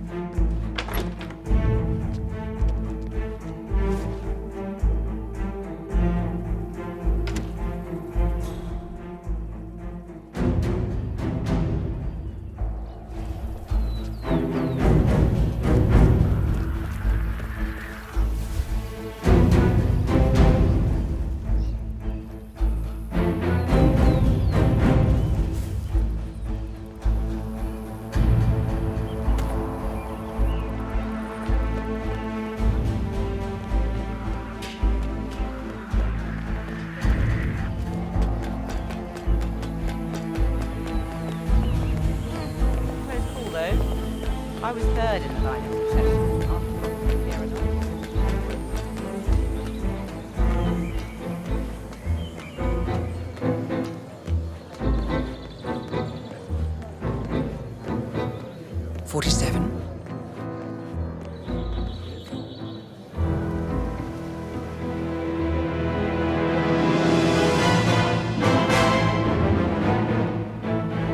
It's done. Now what? Now, we strike at the heart. Edwards. You know how to find him, don't you? Why, Edwards finds you, 47. He is untraceable, and he never lets you forget it. He is cocky, and that will be his downfall. What's the plan? Too many eyes. Meet me at the olive grove at sunset. One last tango, 47.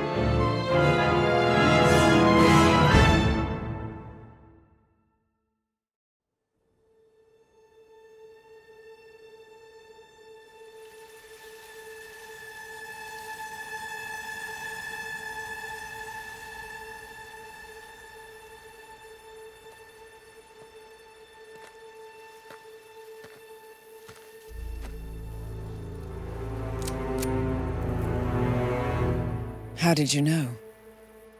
Your deal. That kind of power always comes with a price. What's yours? I think you know.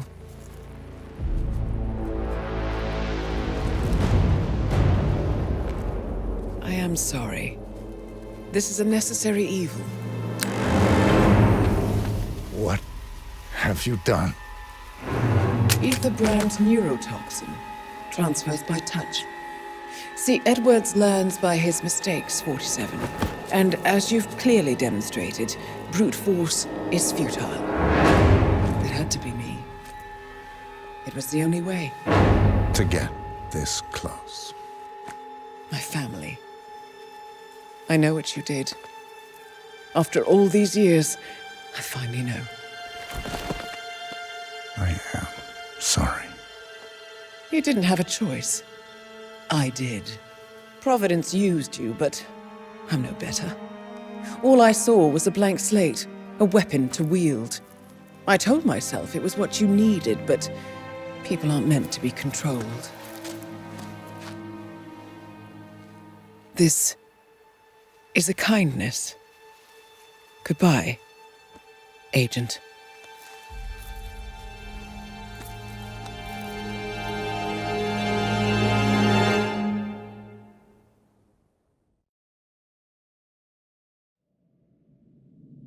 Are you still here?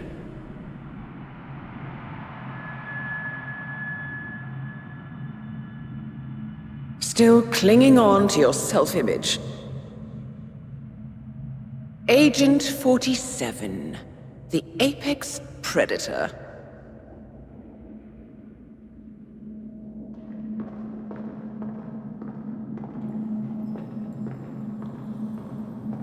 Always hiding behind the headlines.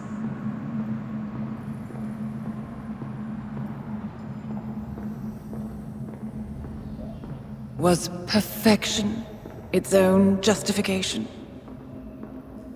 Or a willful distraction? A wall built contract by contract to shield you from the uncomfortable truth. You're exactly the tool they bred you to be.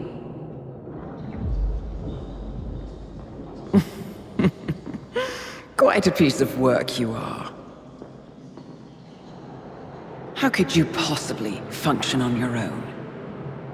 You never even had a name. Until I gave you one. That's him. Burnwood never ceases to surprise me. You really are a most singular individual. And to think she wanted me to put you down. Lucky for you, I never throw away anything useful. Prepare the serum.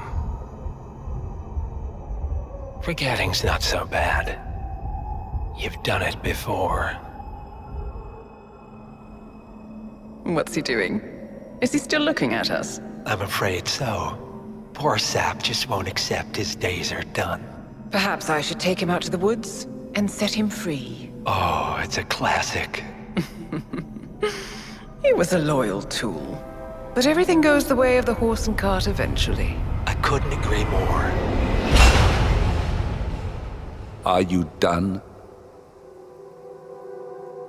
The toxins are playing into your fears. Don't let them. Come on. Gotta get your head straight.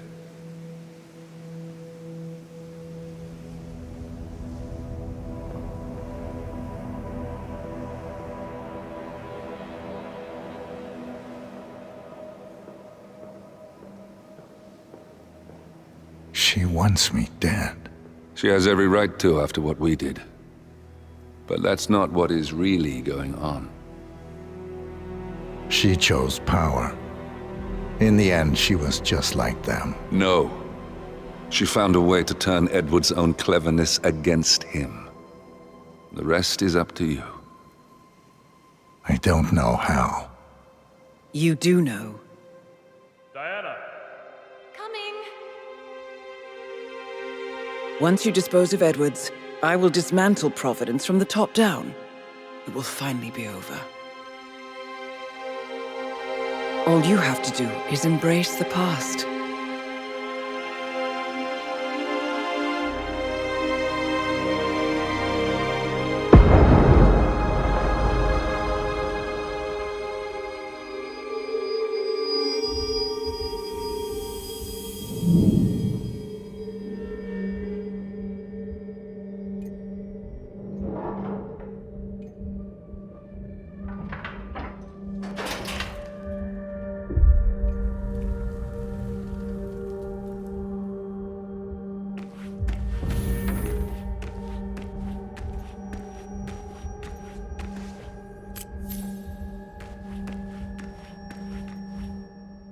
Sir, we have produced a fresh sample of the serum. Yeah, the exact specs from the lab in Johannesburg. A dosage is on its way to your car as requested. Well, I recommend that the muscle-paralyzing agent used to incapacitate the subject is out of his system before the serum is administered, to avoid unwanted side effects. Yes, sir. I will inform you once the subject comes to.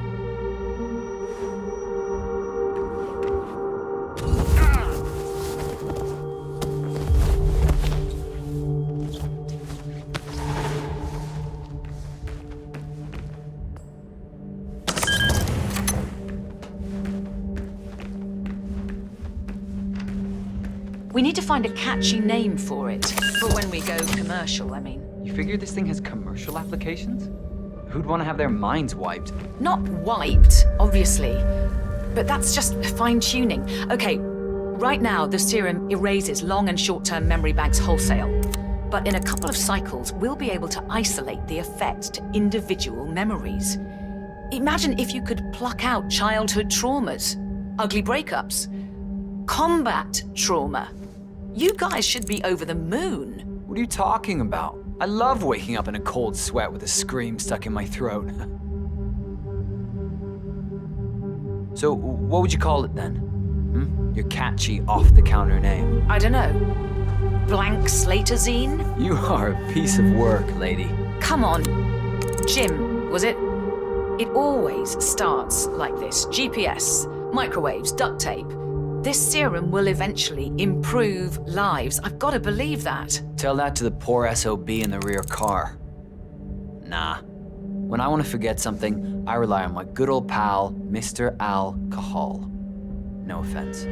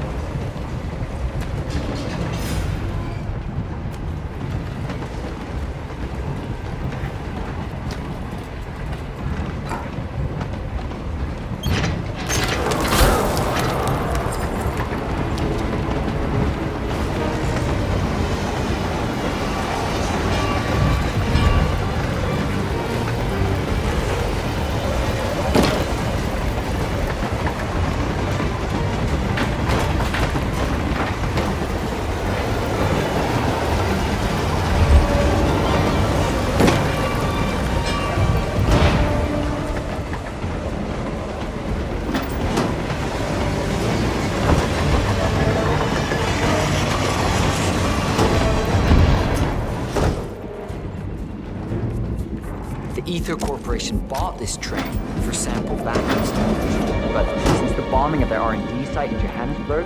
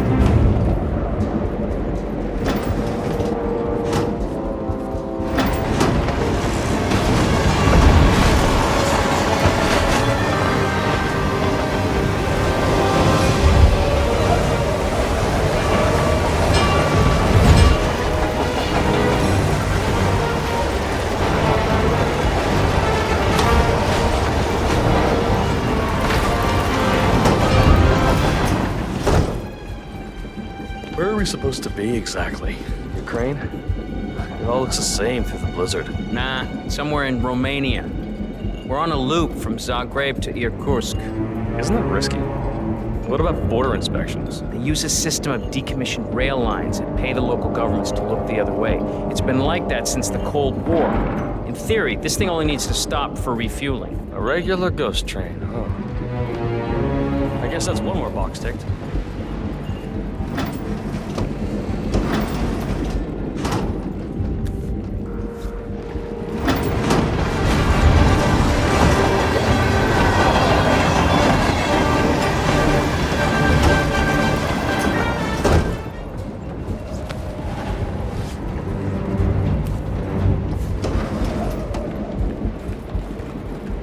Hey. Yeah, hey.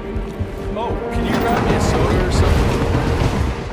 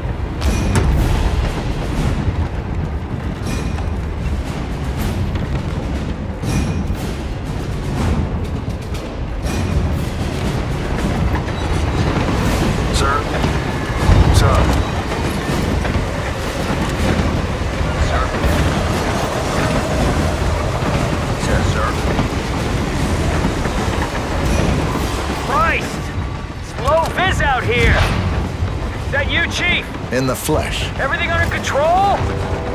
Orson here had one of his feelings. Everything's on rails. Now move aside. I have a message for the boss. Yeah? Prisoner awake yet? Oh, he's up and about.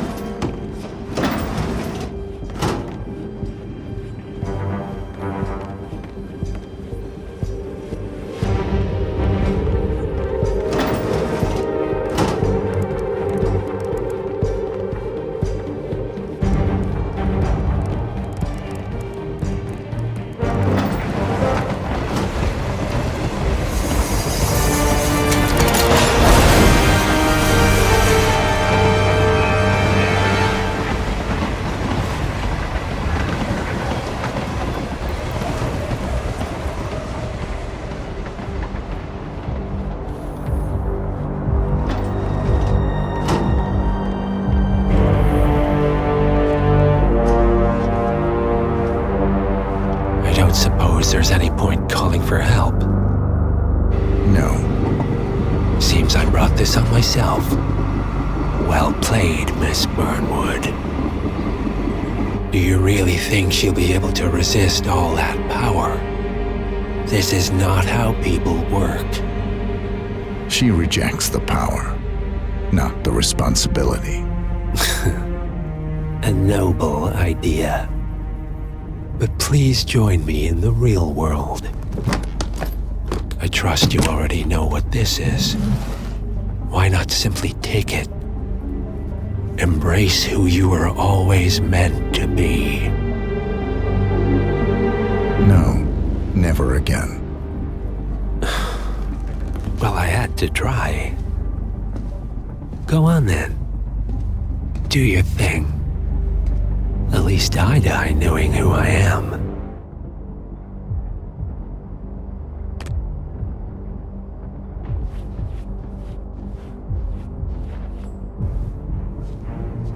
What are you doing?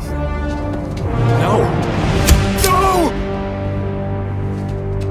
This is what it means to lose everything. You're making a mistake. It's mine to make. Oh.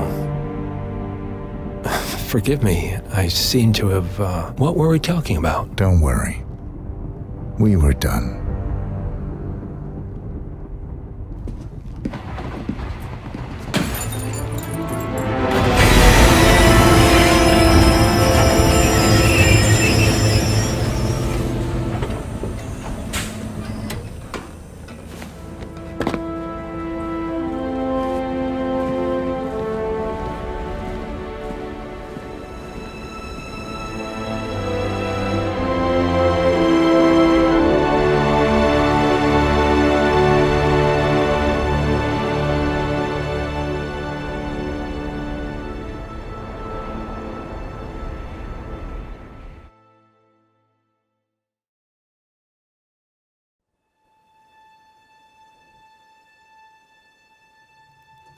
The string of resignations at the top level of international finance continues as Milton Fitzpatrick CEO Alexander Fannin joins the president of Hamson Oil, Quantum Leap founder Tim Quinn, and plenty of others step down.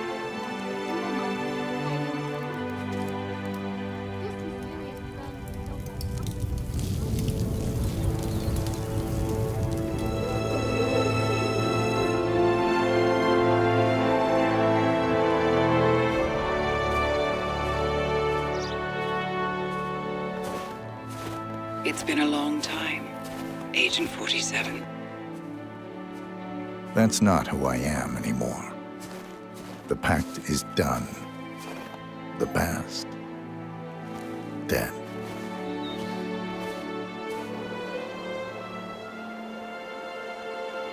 And yet, here you are.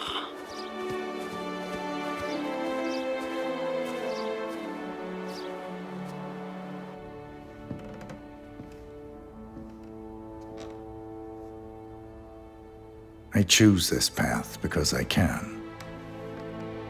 There will always be people like them. So there will always be people like us. No one is untouchable. It's good to be back.